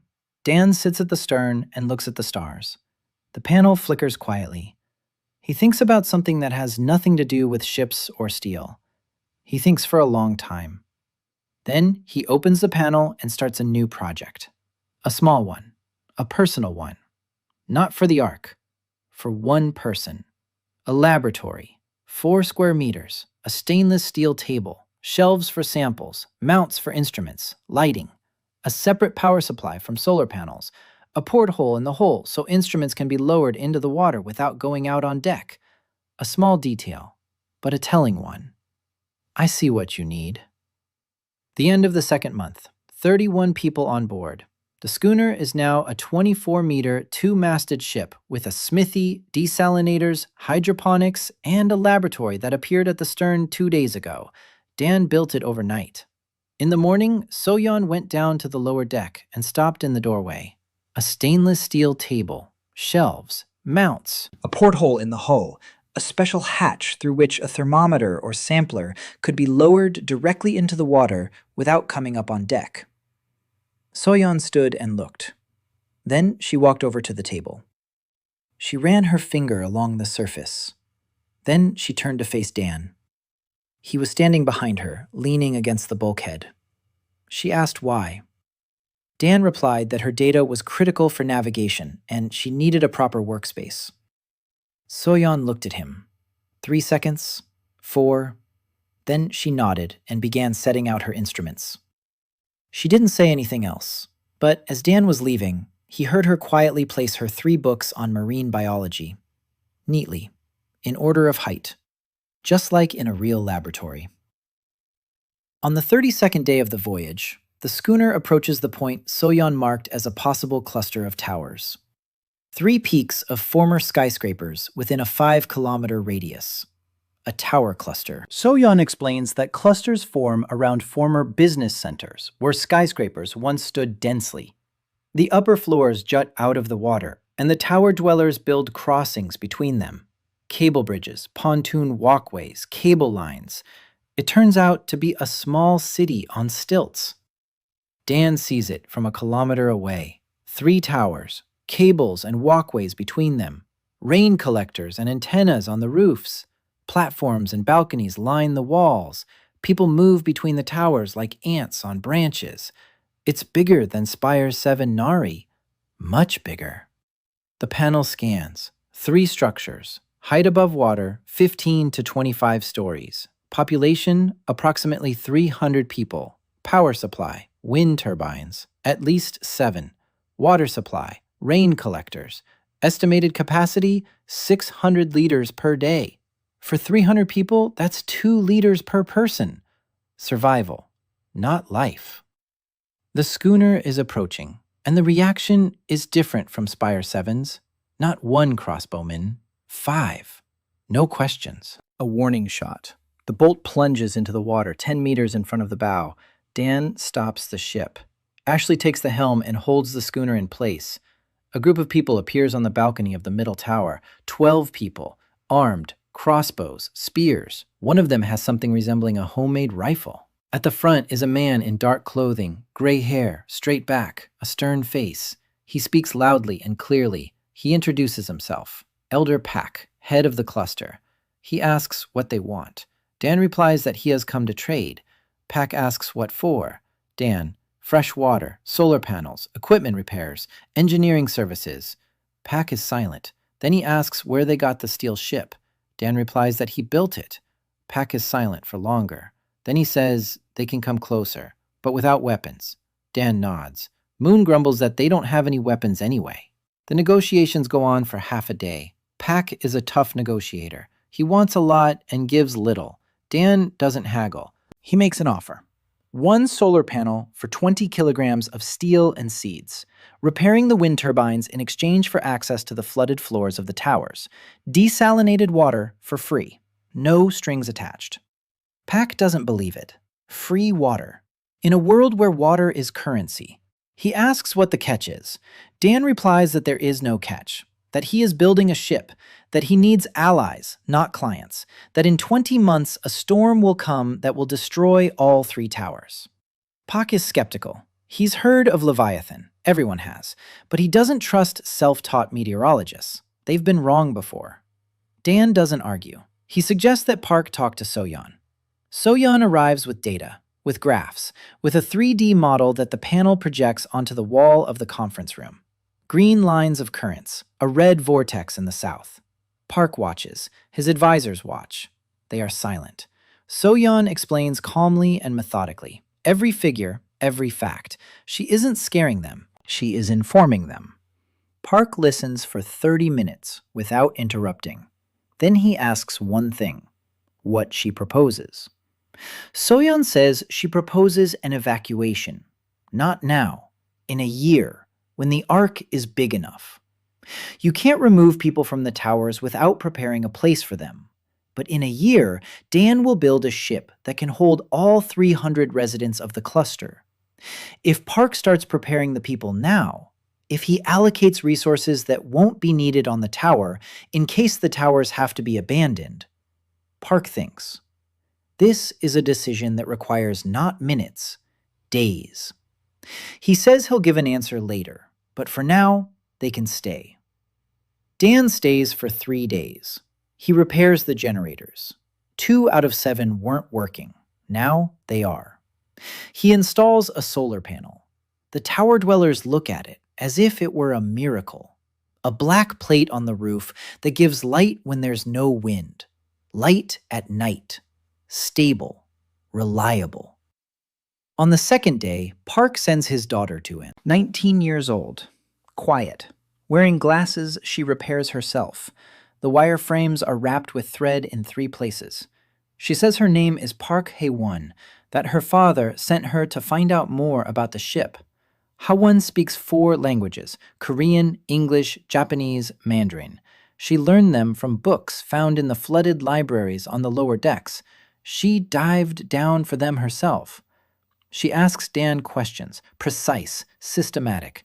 How the desalinator works, what the principle is, what the capacity is, what resources are needed to build it. Dan answers, and with each answer, he sees how Hae-won processes the information, quickly, completely, without loss. She isn't an engineer, she's an analyst. She thinks in terms of systems, connections, consequences.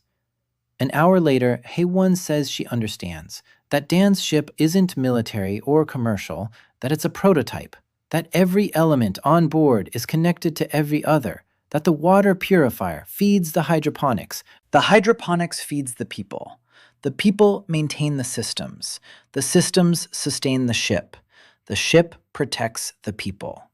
A closed loop, like an ecosystem. Dan looks at her and for the first time sees someone who understands his project not as a collection of parts, but as a single unified whole. He says yes, that's exactly it. Hawan nods. Then she says she wants to stay on the ship. Not as a guest, as a crew member. Dan asks, "What about your father?" Hawan replies that her father sent her here for exactly that purpose. Half hostage, half diplomat. A guarantee of communication between the tower and the ship. If Haewon is on board, Park will know what's happening. And Dan will know that Park won't attack. Dan understands the calculation.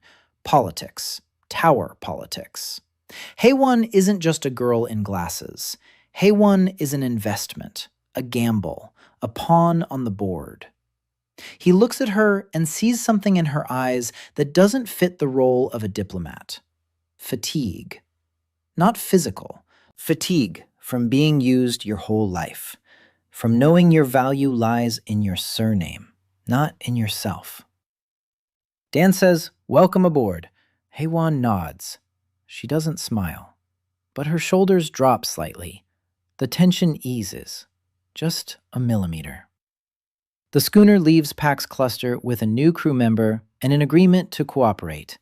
Pack didn't say yes to evacuation, but he said yes to trade, steel in exchange for solar panels, seeds in exchange for repairs, information for information. A start. Dan stands on deck and counts. 32 people, a two-masted ship, a smithy, 2 desalinators, hydroponics, a lab, a medical kit without a doctor, a trade agreement with the tower cluster, contact with the Bravis caravan, contact with Nari on Spire 7. This is no longer a pontoon. This is no longer survival. This is construction. The panel displays a new project. The 3rd month begins with a storm. Not Leviathan, just a regular tropical storm. But for the schooner carrying 38 people, including 6 newcomers from the drifting rafts, this is the first real test. The panel shows the storm 4 hours before it hits. The pressure is dropping. The wind is shifting direction. The water temperature jumps half a degree. Soyeon confirms it. She sensed it this morning from the smell of the air. Salty, sharp, like before tears. 4 hours. Dan uses every minute. Clear everything off the deck. Secure the desalinators. Close the hatches. Lower the topsails. Leave the storm sail up. A small triangle of triple-layer polyethylene. Check every seam in the hull, every bolt, every rivet. The scanner scans and finds 3 weak spots. A seam on the starboard side near the stern. The mast's attachment to the deck. The joint between the old and new sections of the hull. Dan reinforces each one. Steel plates, extra bolts, welding. The forge is running until the last minute. Gross helps out. His hands now know the tools like the backs of his hands. He holds the sheet of steel while Dan welds. Doesn't tremble, doesn't ask questions, just holds it. 3 hours later, the schooner is ready. The crew heads below deck. The hatches are closed. Ashley is at the helm. Dan is beside her. So-Yun is at the charts. Moon is at the bow. Juan is at the stern. Carlos is holding the children. The storm hits. Not gradually, all at once. The sky turns from gray to black in 10 minutes. The wind hits like a fist. The schooner heels to starboard. A wave crashes into the bow. Water floods the deck. It drains through the scuppers. Another wave. The ship heels to port. Ashley turns the wheel. The ship rights itself. Another wave. Another list. Dan holds onto the railing and looks at the panel. The indicators are yellow all over the hull. The load on the seams is approaching the design limit. The seam at the stern, the one he reinforced 3 hours ago, is holding, but it's creaking. Dan hears the creak of steel through the roar of the wind. That's a bad sound. The sound of metal thinking about giving up. Dan heads down to the stern, across the flooded deck, water up to his knees. A wave washes over the side and knocks him off his feet. He grabs the rail, Gets up, keeps going. He finds the seam. The plate is in place. The bolts are holding. But a gap has appeared between the plate and the hull. Water is seeping in. Not much. But if the storm lasts another 3 hours, the gap will get bigger. Dan activates the panel. Directed vibration. Not for destruction, for fusion. He presses his palm against the joint. Paw panel calculates the frequency. The metal heats up beneath his fingers. The edges fuse together. The gap closes. The seam holds. Dan climbs back up to the deck. The wind howls. The waves crash. The schooner sways like a pendulum. But she isn't sinking. She's holding on. The storm lasts 8 hours. 8 hours of listing and waves and wind and a black sky. Ashley doesn't leave the helm once. Her hands are white with tension. Her face is wet. Her eyes are open. She steers the ship through the waves as one would lead a horse through a burning forest. Not by force, with feeling. Every turn of the wheel at the right moment. Every degree of list is compensated for. Moon stands at the bow and shouts the direction of the waves. His voice is drowned out by the wind, but Ashley hears him, or senses him. She turns a second before the wave hits, and the schooner takes it with her bow rather than her side. Right. Safe. The storm subsides by nightfall. The wind dies down. The waves subside. The sky remains black, but not menacing, just night. Dan inspects the ship. Damage.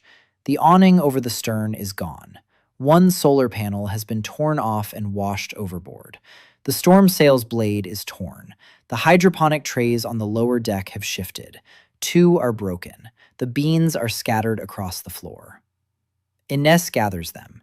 Every pod, every seed. She crawls across the wet floor and picks them up with her fingers. Silently, intently. Marta tries to pull her away. Inez shakes her head and keeps gathering. These are her beans. She saw them sprout. She won't let them go to waste. Dan crouches down beside her and helps. Together, they gather everything. Inez puts the beans back in the tray. She smooths out the soil. She waters them. Then she looks up at Dan and says the second word of her new life. Thank you. Dan nods. The morning after the storm, the sun returns, red, fierce, scorching. But after 8 hours of darkness, it looks like a friend. The crew comes out onto the deck, wet, tired, alive. 38 people. Everyone is safe. Not a single one washed overboard. Not a single one injured. The schooner is battered but afloat. Dan stands on the deck and looks at the people. They stand and look at each other. Then someone starts laughing. Gross. He's standing knee-deep in the water that hasn't yet drained from the deck. And he's laughing. Loudly, hoarsely, contagiously. Moon joins in. Then Carlos. Then Ashley, who has finally let go of the wheel and can't straighten her fingers. She laughs and shakes her hands. 38 people stand on the deck of a battered ship in the middle of the endless ocean and laugh. Not because it's funny, because they're alive. This is the moment, the very one, when a crowd of people on a ship becomes a crew. Dan sees it. Soyeon sees it. Haewon stands aside and watches. She isn't laughing, but she's writing something down in a small notebook. Haewon writes everything down. Dan begins repairs. The awning is restored in a day. The sail is sewn up. The hydroponic trays are reattached. The lost solar panel is replaced from the spare. But the storm didn't just cause damage. It provided data. The panel recorded every moment, every load, every list, every oscillation. Dan analyzes them for 3 days. Weak points, overload zones, moments when the hull was close to its limit. He finds 12 places that need reinforcing, 3 design decisions that need changing, 1 calculation error that could have cost lives if the storm had lasted 2 hours longer.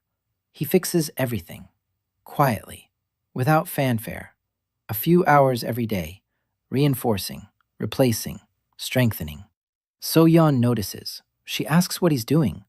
Dan replies that he's studying, that the storm was a test, that the ship passed, but not with flying colors. And he needs flying colors because Leviathan won't settle for a C. So-yeon is silent. Then she says she wants to help, that her data on winds and waves could improve the whole load model, that if they combine her meteorological data with his engineering calculations, they can predict weak spots before they become a problem. Dan looks at her. She's standing in the doorway of her lab. Behind her is a table with instruments, shelves with books, A porthole through which the water is visible. Everything is in its place. He says yes. They work together for 3 evenings in a row, his panel and her notebooks, his drawings and her graphs. The data merges into the model. The panel shows the ship in a 3-dimensional projection. Each node is a color. Green, safe. Yellow, caution. Red, danger. The model accounts for wind direction, wave height, current speed. It predicts the load on every seam down to the minute. Dan looks at the model and realizes for the first time that he can't do this alone. Not physically, intellectually. So-yeon sees what he doesn't see. She understands the ocean. He understands steel. Together, they understand the ship. So-yeon sits next to him and looks at the model. Their shoulders almost touch. Dan notices this. So-yeon doesn't move away. She points to a red dot near the stern seam. The 4th month. Ark 0 carries 46 people.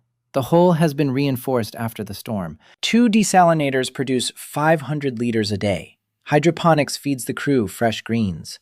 The forge is in operation every day. Gross has become a blacksmith. Not a trained one, a self-appointed one. He stands by the furnace from dawn and strikes the red-hot metal with a hammer.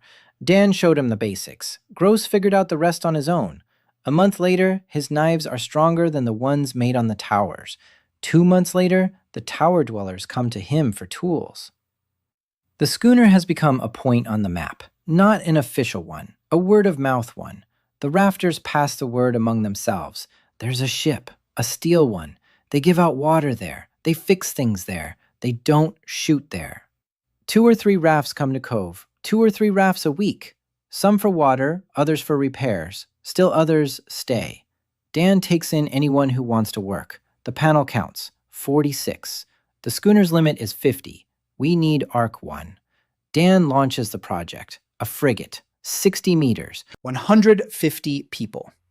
Resources: 2 tons of steel, 300 kilograms of aluminum, 50 kilograms of copper, 200 cubic meters of wood, 40 solar panels.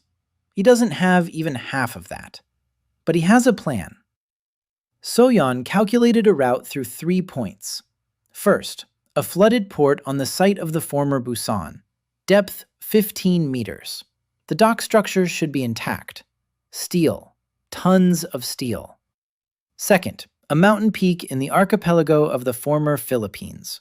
Tower dwellers who, according to rumors, trade in pre-war electronics. Third, a spot in the open ocean where So-yeon detected a magnetic anomaly. She doesn't know what it is, but the anomaly is stable, metallic, large. Something lies on the seabed. The journey will take 2 months. Dan announces this to the crew. He doesn't order them. He explains. He shows So-yeon's map. He shows the Ark 1 project. He shows data on Leviathan. 15 months. Every week counts. People listen. Gross asks who will stay on the schooner while they're at sea. Dan replies that the whole schooner will go, all together. Gross nods. Ashley asks about pirates.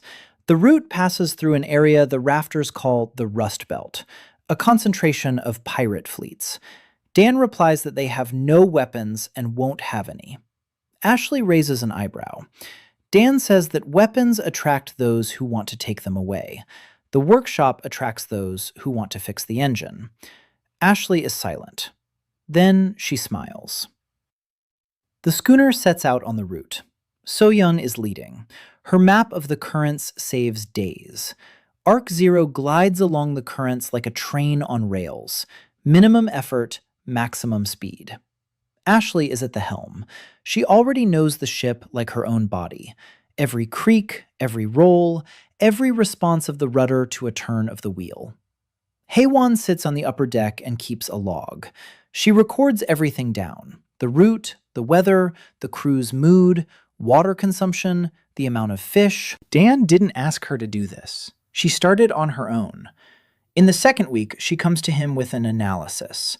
Water consumption per person has dropped by 12% after gross organized shifts at the desalinator. The fish catch has increased by 20% after Theo switched to night fishing. 3 of the newcomers aren't working. 2 are sick. 1 just doesn't want to. Dan asks who doesn't want to. Haewon gives a name. Ram, a big man from the raft. Silent, sitting at the stern, staring into the water. Doesn't help, doesn't talk, doesn't eat with the others. Dan goes over to him. Ram sits at the stern, holding a piece of rope in his hands. He ties knots, unties them, ties them again. Dan sits down next to him. He's silent. 5 minutes. 10. Then he looks at the knots. They're complex, professional, nautical knots that Dan has only seen in textbooks. A bowline, a figure 8, constrictor, bowline. Each one is executed flawlessly. Dan says he needs a rigger, someone who knows how to work with cables and ropes. Ram doesn't answer. Dan says that the Ark one will have a standing rigging made of steel cable, that every knot must be rated for a load of 1 ton, that he himself doesn't know how to tie such knots. Ram looks up. For the first time, Dan sees in those eyes neither laziness nor anger. Emptiness. Ram has lost someone. It's written in every movement of his hands. He ties knots because his hands remember the work, even when he himself doesn't want to live. Dan doesn't ask who he lost. He simply places a piece of steel cable next to Ram, thick, stiff. You can't tie something like that just like that. You need a tool. You need strength. You need a purpose. Ram looks at the cable. Then he picks it up. A week later, he makes the first steel sling for the winch. Perfect. On the 6th day of the voyage, the schooner enters the rust belt. The water here is murky with rust. Shipwrecks float on the surface. Lots of wrecks. Hundreds of sunken ships have left behind them a field of metal debris the size of a small country. The scanner scans continuously. Steel, aluminum, copper, resources everywhere. But danger, too. Sails on the horizon. 5, 10, more. Pirate fleets. The Rust Belt is their home. Here, they scavenge the wreckage and rob passing ships. First contact is peaceful. A single raft. On it, a woman with a child. She asks for water. Dan gives it to her. She thanks him and leaves. The second encounter is less peaceful. 3 rafts with armed men. They approach within 100 meters. They survey the schooner. One shouts to hand over the panels from the roof. Dan stands on deck and says nothing. Ashley stands beside him. She whispers that the raft on the far left is a Poseidon Scout. She recognizes the model of the binoculars one of the men is using. Corporate. Standard issue. They only give those to officers. Dan looks at the raft. The man with the binoculars looks at them, not at the schooner, at Ashley. He recognized her. The rafts are leaving, quickly, without a word. Ashley stands on the deck and her face pales. She says that Poseidon knows, that they're here, that she's here, that they have a steel ship with solar panels and a desalination team, that this information will reach Captain Marcus Hall on the icebreaker Leviathan within a week. Dan asks what Hall will do. Ashley answers, he'll send a reconnaissance mission, then an offer, then an ultimatum, then gunboats.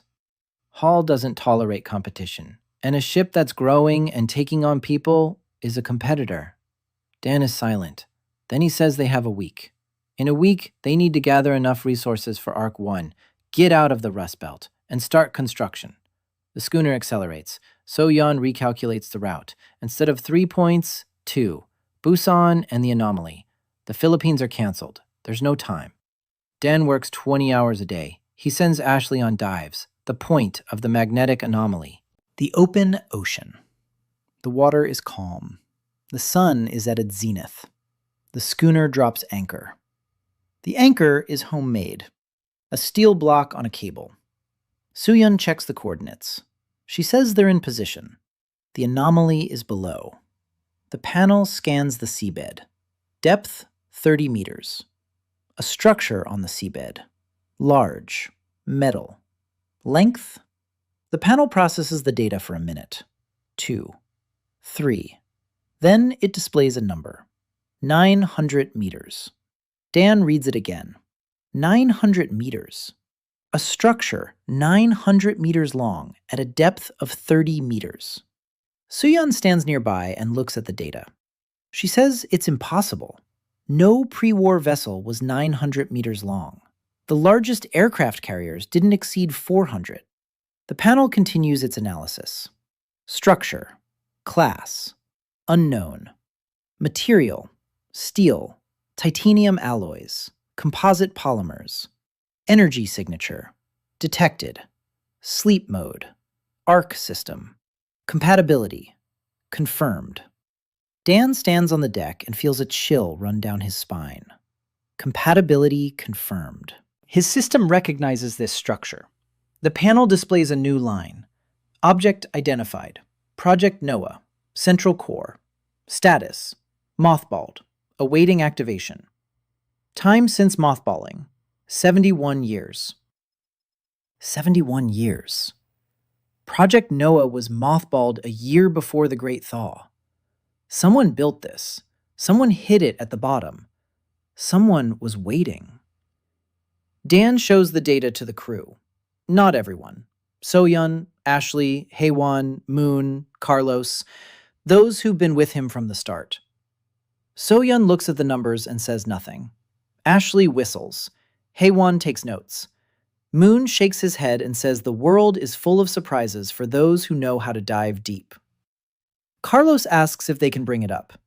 Dan replies that not now. 30 meters. The structure is at 900 meters. To bring it up, they need infrastructure they don't have.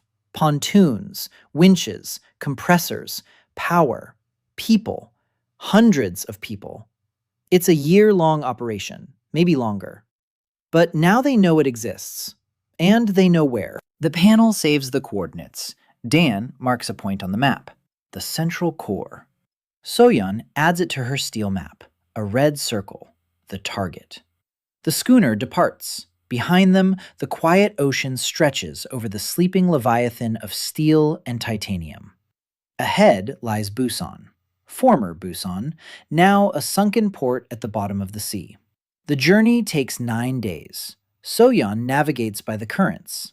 Ashley is at the helm. Haewon translates the radio communications that the homemade receiver picks up. Snippets, crackling, voices in different languages. Korean, Japanese, English, Mandarin. Haewon understands it all. She sits by the receiver for hours and takes notes. Most of it is ship captains chatting among themselves. Trade, gossip, complaints about the weather. But one night, Haewon hears something else. A signal on the Poseidon Corporation's frequency. Encrypted. She can't decode the text, but recognizes the format. Short packets, coordinates, directions, orders. Poseidon is coordinating something in this area. Ashley listens to the recording and turns pale. She says it's a tactical deployment format. Gunboats, 3 or 4, moving in a fan formation, looking for someone, looking for them. Dan changes course. So-yeon calculates a detour. Through the cold current coming from the north, there's more fog in it. It'll be harder for the schooner to spot them. 2 days in the fog, damp, cold air, water on the walls, water on the deck, water on their faces, visibility 50 meters. Ashley navigates by the instruments. The panel works like a radar. It shows objects within a kilometer radius. On the second day of fog, the panel flashes red. Object, distance, 400 meters. Type, vessel. Class, Gunboat. Power source. Diesel engine. Speed 12 knots. Direction. Crossing the schooner's course. Everyone freezes. Dan orders everything shut down. Desalinators, generators, everything that hums and runs. Silence. The schooner drifts in the fog. 46 people hold their breath. The sound of a diesel engine. Distant, drawing nearer. Louder. Closer. The panel shows the distance. 300 meters. 200. 150. Dan sees the outline through the fog. A gray hull. Low. Predatory. A bow. Homemade but real. The gunboat passes by. It doesn't see them. The fog hides the schooner. The diesel engine roars. A wave from the gunboat rocks the schooner. Inez grabs her mother's hand. Ricardo covers his mouth with his palm. Gross stands by the forge and grips the hammer. The sound of the diesel engine recedes. 200 meters. 300. 500. A kilometer. Silence. Dan exhales. So-Yun exhales. Ashley stands at the helm, her hands white. She says quietly that it was Gunboat 7. She recognizes it by the sound of the engine. The commander is Lieutenant Brash, a cruel man. If he had seen them, he wouldn't have asked any questions. The schooner moves on, through the fog, through the fear. 400 kilometers to Busan. The former Busan greets them on the 10th day. Mountains, real mountains rising out of the water, green, covered with trees, the first greenery most of the crew has seen. Trees, real trees. Ricardo shouts and points. Inez stands at the bow and watches. Her lips move. She's counting the trees. Between the mountains, water. A former bay, now a strait. A city underwater. Port cranes stick out of the water like dinosaur skeletons. Building roofs are visible in the clear spots. Dan scans the seabed. Dock structures at depths ranging from 8 to 20 meters. Steel, concrete, machinery, cranes, winches, chains, thousands of tons of material, enough for 10 arcs. But it's impossible to lift it all. Dan sets priorities. Steel beams from the dock structures, chains, winch mechanisms, copper cable from the port infrastructure, and, if we're lucky, an engine, diesel or electric, anything that can propel the ship without wind. Ashley dives, deeper than before. 15 meters. 18. Dan builds her gear, a weight vest with precisely calculated buoyancy, fins made of molded plastic, a headlamp, waterproof, powered by a small solar panel. Ashley dives and surfaces, dives and surfaces. Every day, she hauls up whatever she can. Heavy items are lifted with a winch. Ram ties steel slings. His knots hold a ton. 2, 5. In 2 weeks in Busan, they haul up 3 tons of steel, 200 kilograms of copper, a set of dock chains, an industrial-grade manual winch, and an engine. Not a diesel one, electric, asynchronous, industrial, 80 kilowatts of power. The windings are intact. The rotor is intact. The bearings need replacing, but it's doable. 80 kilowatts. If connected to solar panels, it's propulsion. Slow, 3 or 4 knots, but steady. No wind, no pedaling. Real electric propulsion. Dan looks at the motor and does the math. 89 panels yield 26 kilowatts. The motor needs 80 at full power. At 1/3 power, 27 will suffice. That's 1 knot of speed. Not enough. But combined with the sails, it's the difference between life and death in a calm. Dan begins construction of Ark 1 right here, in the bay of the former Busan, protected waters, resources at our feet.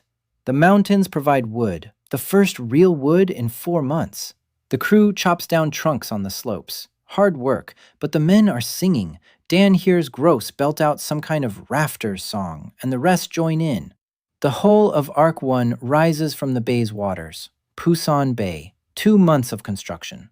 Ark 1 stands on the water. 60 meters of steel and wood, 3 decks, 6 compartments, 2 masts with sails made of multi-layer polymer, an electric motor at the stern, a smithy, a workshop, a medical bay, The So-Yun laboratory has been doubled in size. A 20 square meter hydroponic farm. A desalination system producing 1,000 liters a day. And people. 120 people. They had been coming all this time. Rafters, tower dwellers, refugees from destroyed platforms, loners, families. Rumors of a ship being built in the bay spread through the currents faster than a fish swims. Among those who came was Jessica Riley. She arrived in the 6th week of construction on a small boat with 2 patients she hadn't had time to finish treating. A doctor, a surgeon, the only one for 1,000 miles. Dan saw her hands when she climbed aboard. A surgeon's hands. Long fingers, precise movements. Not a single unnecessary gesture. She inspected the medical station. She saw the surgical kit that Ashley had retrieved from the platform months ago. She picked up the scalpel, turned it over in her fingers, put it back. She said the instruments were good. The workspace was not. Dan asked what she needed. Jess listed it. A sterile box, an autoclave for sterilization, a light that doesn't flicker, a table with clamps, shelves for medications, ventilation. Separate from the living quarters. Dan wrote it down. Not on paper, in the panel, every item. Soyeon helped with the ventilation. She calculated the airflow. Gross forged the table mounts. Ram made the suspension system for the lamps. Ha-won found glass for the observation window in the flooded buildings of Busan. The operating room took 6 weeks to build, based on Jess's blueprints, with her comments. She came every day. She touched the walls. She checked the corners. She said the table was 2 centimeters higher than it should be. Dan lowered it by 2 centimeters. She said the light was too yellow. Dan changed the lamp's spectrum. Every detail according to her word. Not because she's fussy, because in an operating room, every centimeter and every lumen is someone's life. The operating room was ready by the 8th week. Jess walked in, closed the door, turned on the light. Even white, no flickering. She placed her hands on the table. Smooth stainless steel. She turned on the autoclave. A quiet hum. Functional. Steady. She stood in the center of the room and breathed. Slowly. Evenly. Like a person who had come home after 10 years of wandering. Then she opened the door and said she was ready to work. She performed her first surgery that same day. Appendicitis in a 14-year-old boy from the raft. A classic case. In a normal world, 10 minutes on the table. Here, 40, because the antibiotics are expired, and she has to be more careful with the dosage. The boy survived. Jess left the operating room with red eyes. Not from fatigue. She sat down next to Dan on the deck. Night. Stars. Silence. She didn't say a word. She just sat there. Dan was silent beside her. Half an hour later, she got up and went to bed.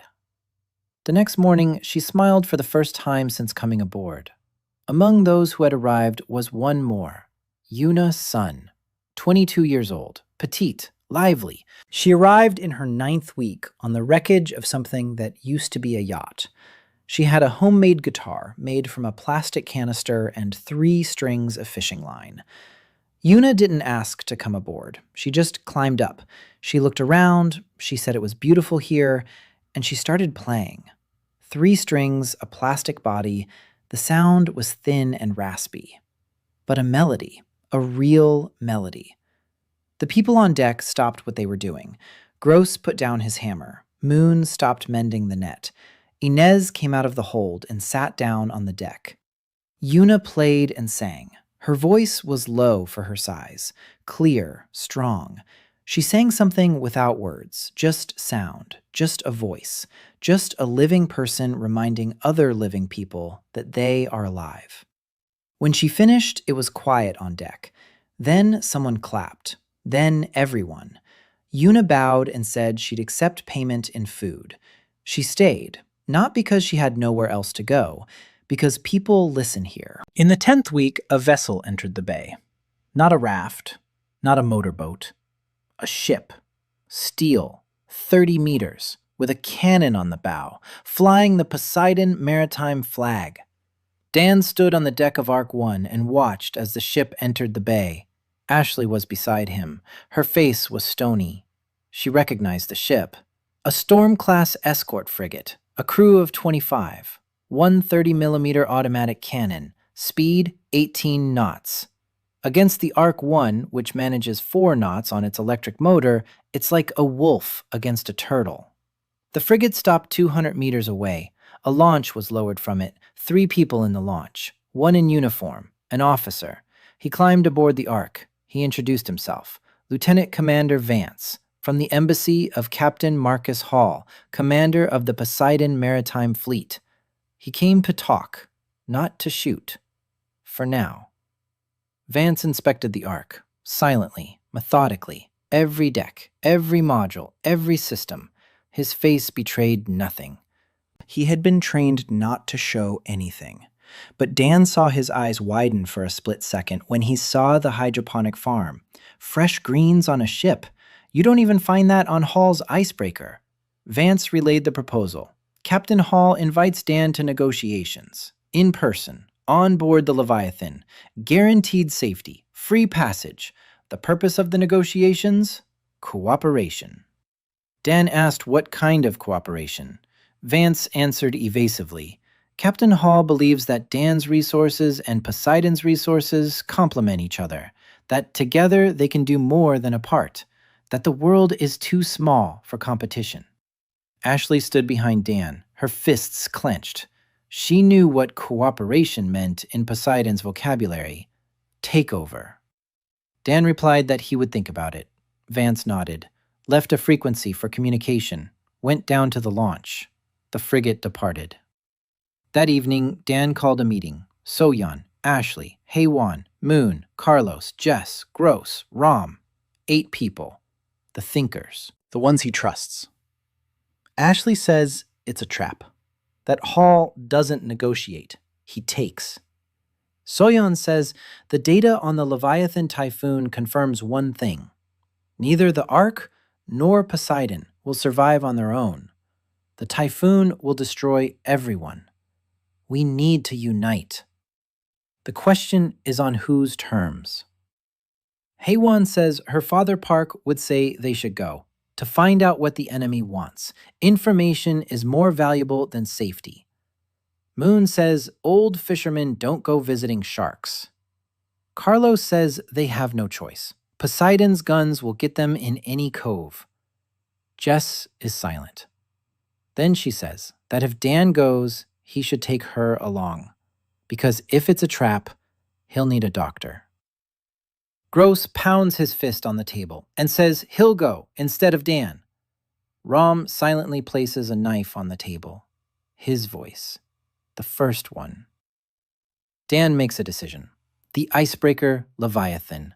200 meters of steel, a nuclear reactor, 4 cannons, a crew of 600.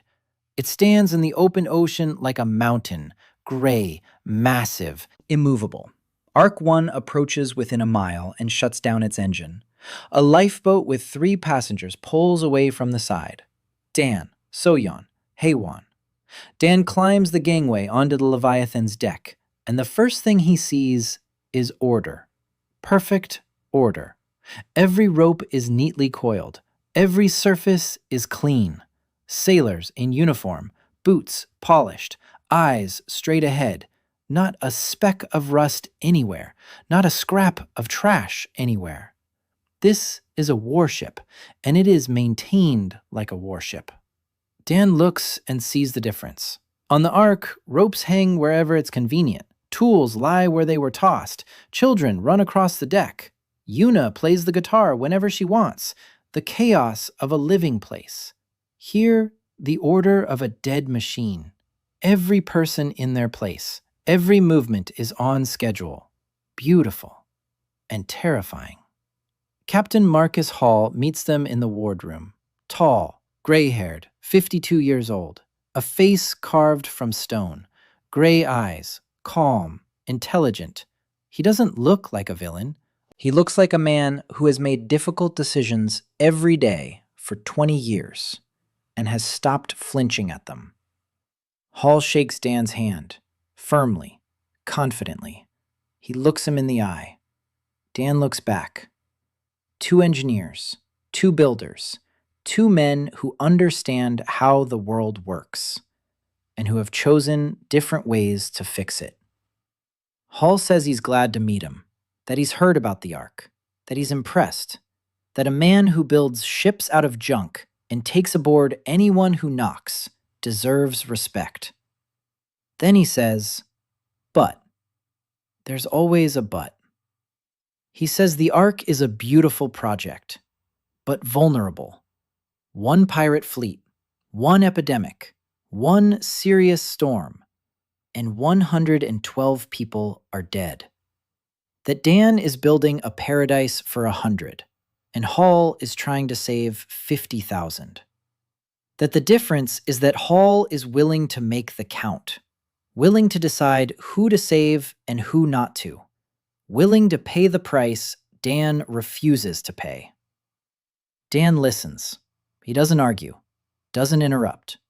Hall speaks for 10 minutes. He lays out his vision. Poseidon Maritime is order, hierarchy, discipline. Resources are distributed based on merit. The strong protect the weak. But the strong decide who is weak and who is not. A system that has been working for 20 years, 50,000 people under the fleet's protection. Cities on platforms, factories, shipyards. A normal life. Almost. Dan asks one thing. How many people has Poseidon lost in the last year? Hall is silent. Then he answers. 3,000.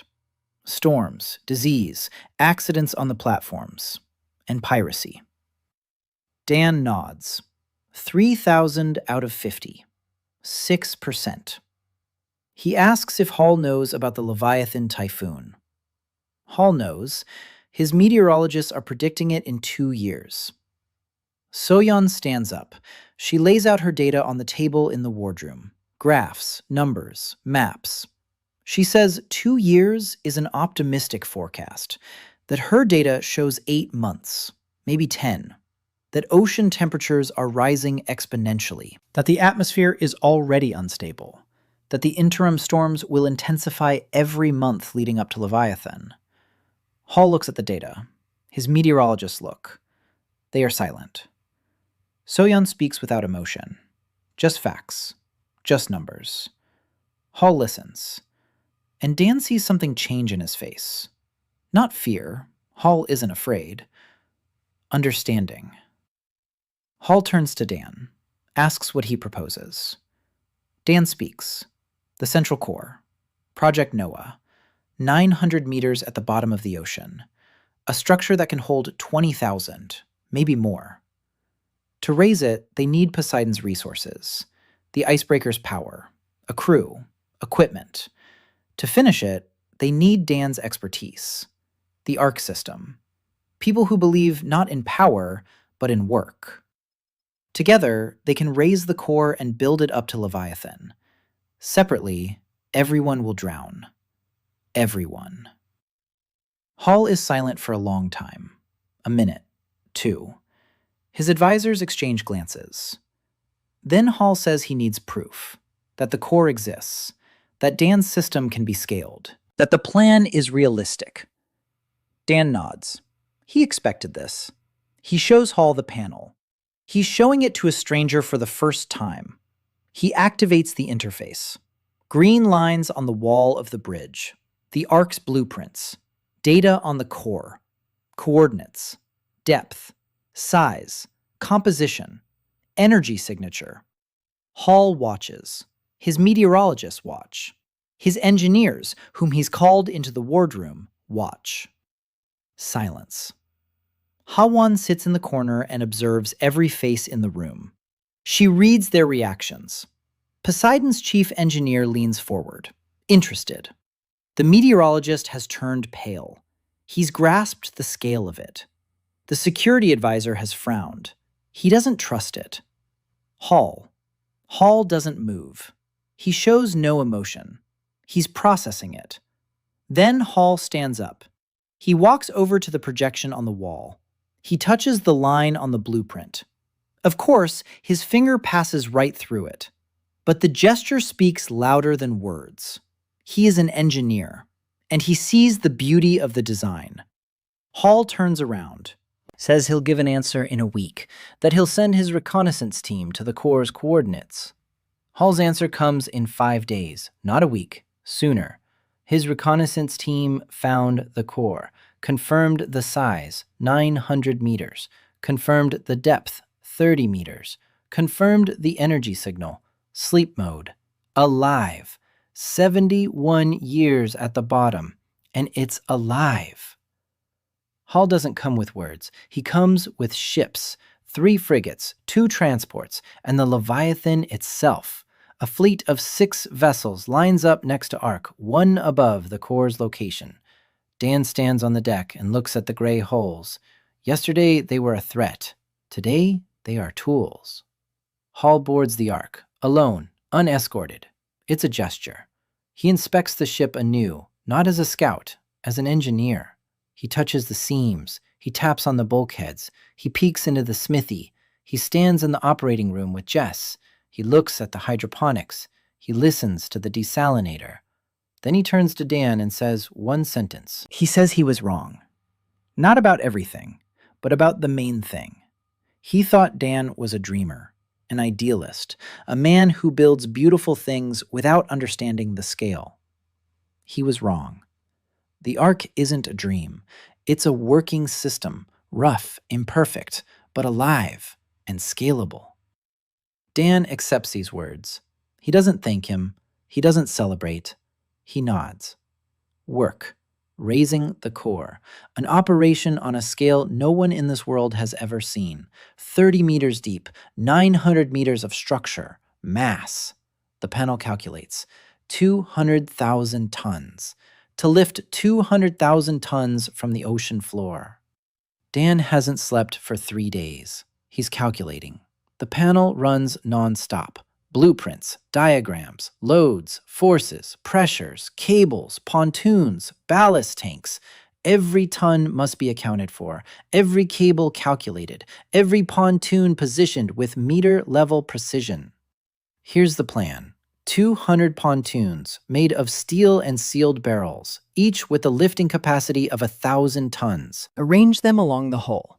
Secure them with cables. Fill the core's ballast chambers with air. Leviathan's compressors will pump in air. The pontoons will provide buoyancy. The core will float. Slowly. Meter by meter. If everything goes according to plan. If the cables hold. If the pontoons don't burst. If the core's hull is intact after 71 years on the seabed. Poseidon's engineers are working with Dan. 5 of them. Good specialists. Trained, disciplined. But they don't see what Dan sees. They calculate the loads. He sees the system. Every pontoon is connected to every other. Every cable affects the one next to it. If one bursts, the load will redistribute. We need a margin, not 10%, 30%. The Poseidon engineers argue. A 30% margin means extra pontoons, extra time, extra resources. Dan doesn't argue. He shows them. A model on the panel. Failure points are marked in red. If the margin is 10%, there are 23 red points. If 30, 0. The engineers look at the model and fall silent. Soyeon is working in parallel. She's calculating weather windows. How many consecutive days of calm seas are needed for the launch? At least 5. Better yet, 7. According to her data, the window will be in 3 weeks. Then the next one, in 2 months. If they miss the first window, they risk not making it to Leviathan in time. 3 weeks to prepare.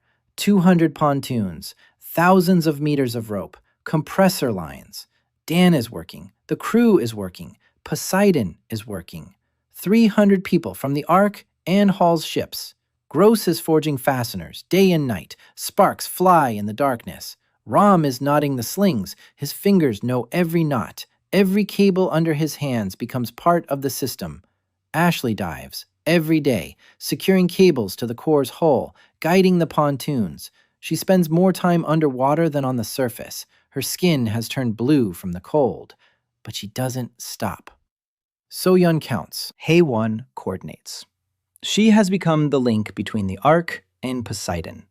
Translating, she mediates. She resolves the conflicts that are inevitable when 200 free-spirited rafters work alongside 100 disciplined soldiers. She does it so quietly and so effectively that both sides think everything is running smoothly on its own. Jess treats. Injuries, cuts, burns, exhaustion. She sleeps almost as little as Dan. Yuna sings on deck in the evenings. Tired people sit and listen. 3 strings and a voice. That's enough to remind them why they're here. On the 16th day, another one arrives. Maya Okafor, 28 years old, mechanical engineer. She didn't come from the raft, from a Poseidon transport. She worked for Hydra Industries, the second corporation. She fled, ended up with Poseidon, heard about the Ark, came. Tall, quiet, hands covered in calluses, wore overalls even during negotiations. She approached Dan and said she knew how to design reactors. That at Hydra, she had designed 3 of the 5 operational power units. That her name wasn't on a single one.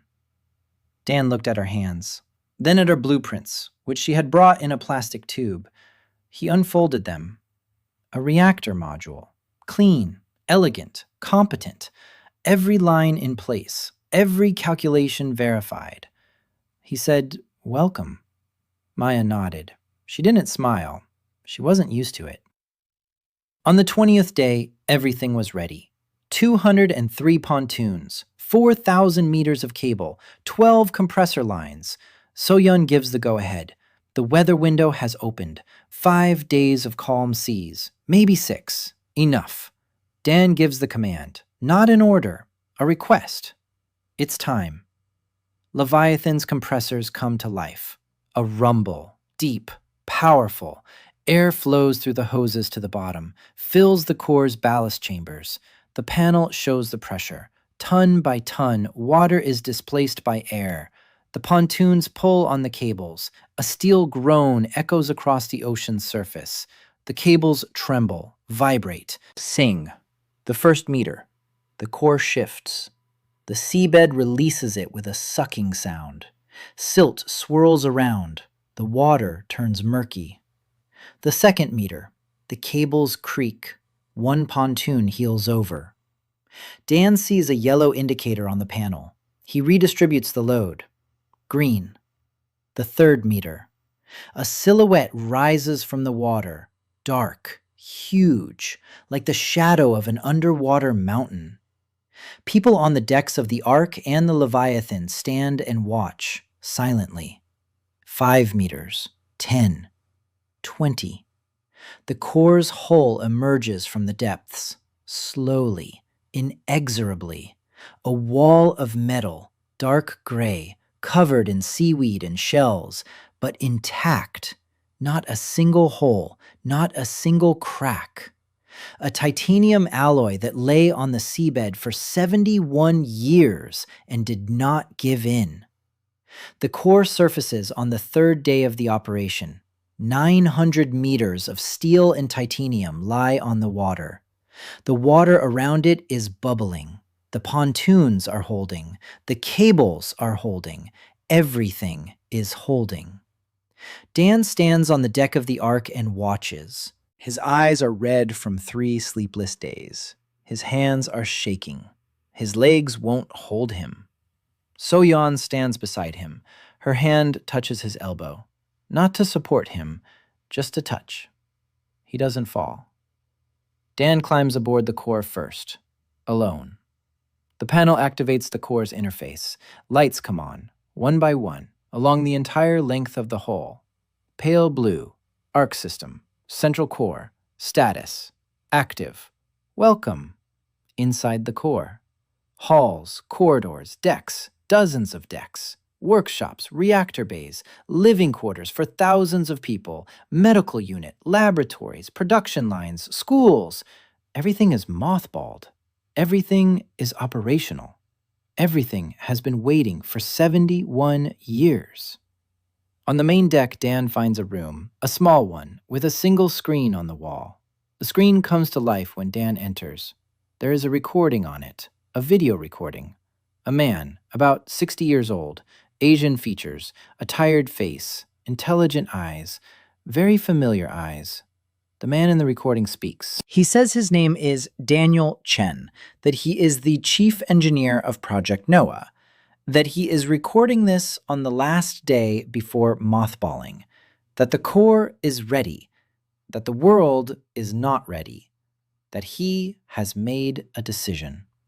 Dan stands in front of the screen and looks at his own face, 30 years older, tired, but his own.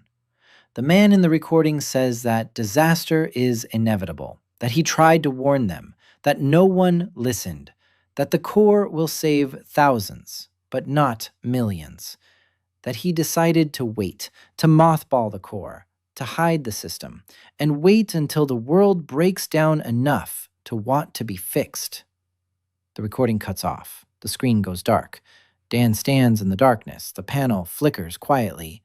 So-yeon found him an hour later. He was sitting on the floor in front of the dark screen. She sat down next to him. She didn't ask what he had seen. She just sat there. Dan said he needed time. So-yeon nodded.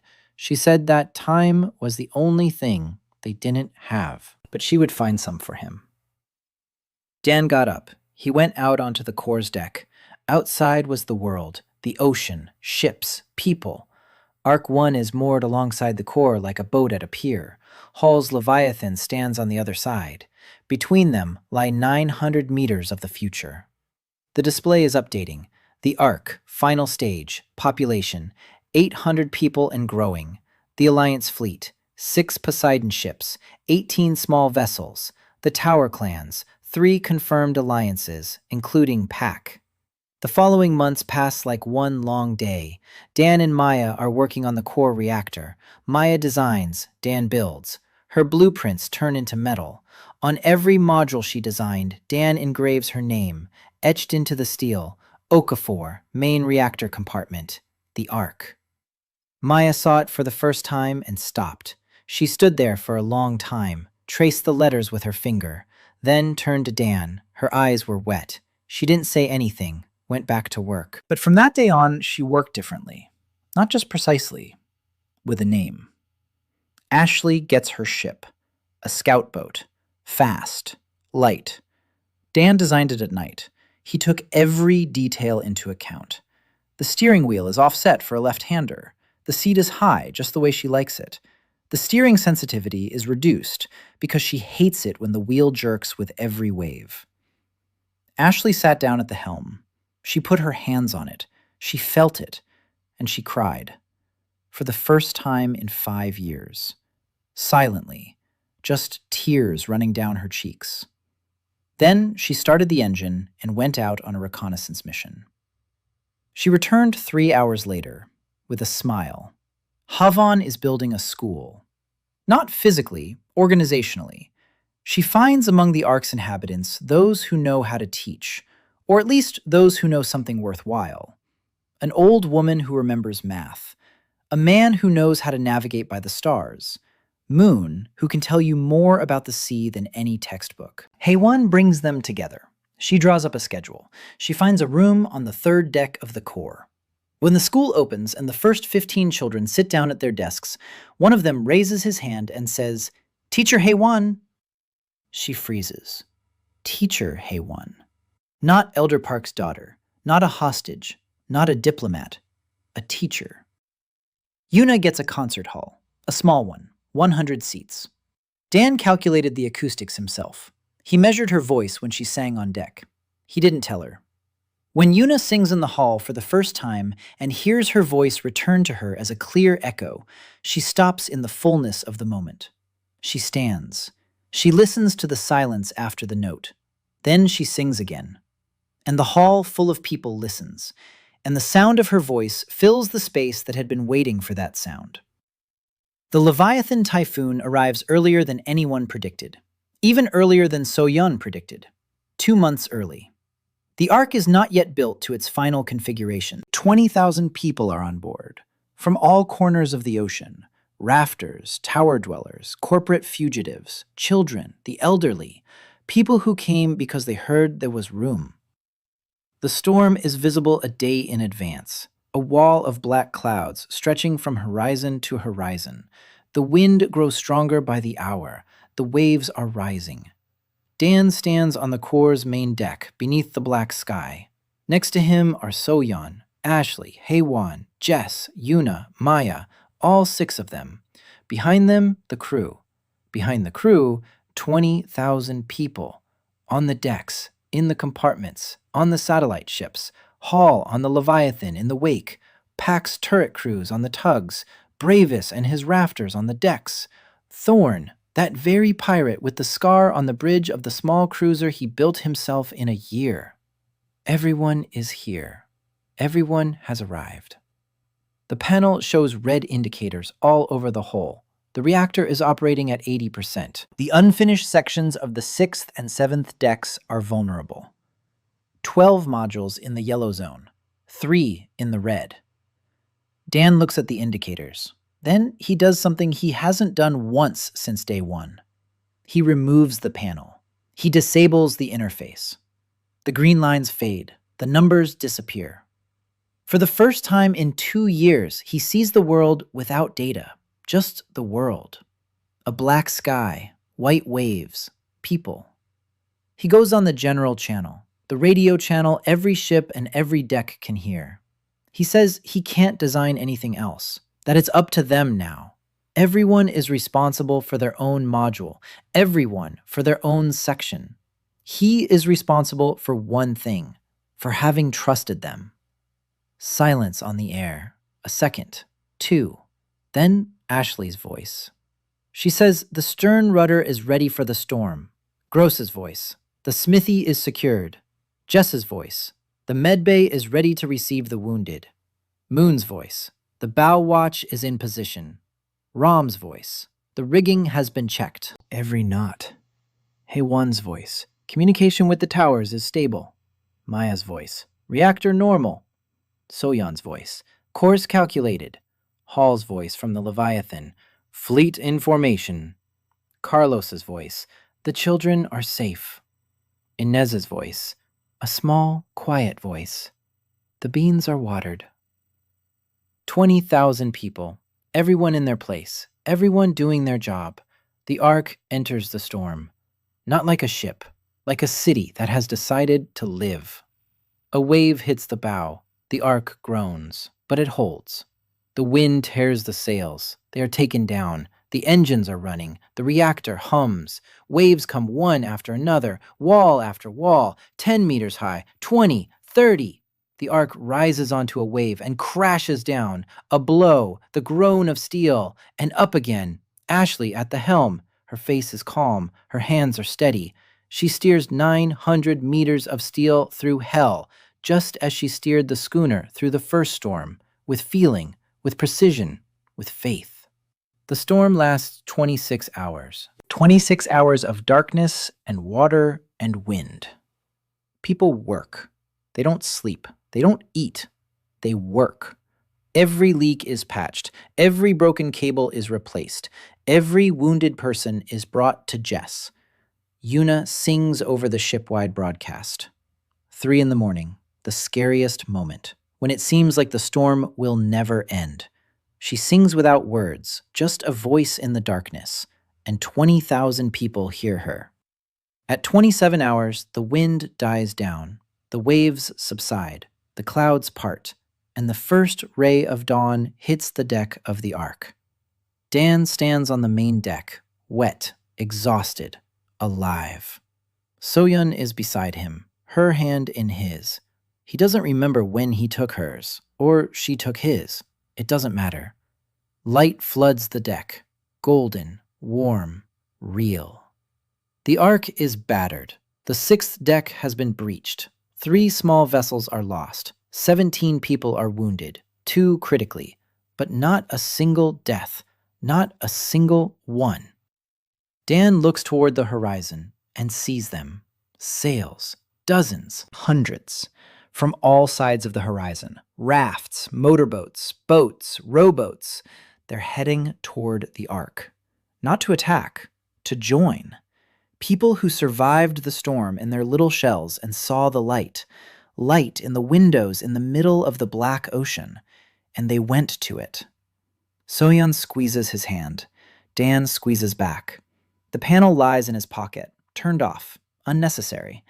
Because what he built no longer needs blueprints. It lives on its own.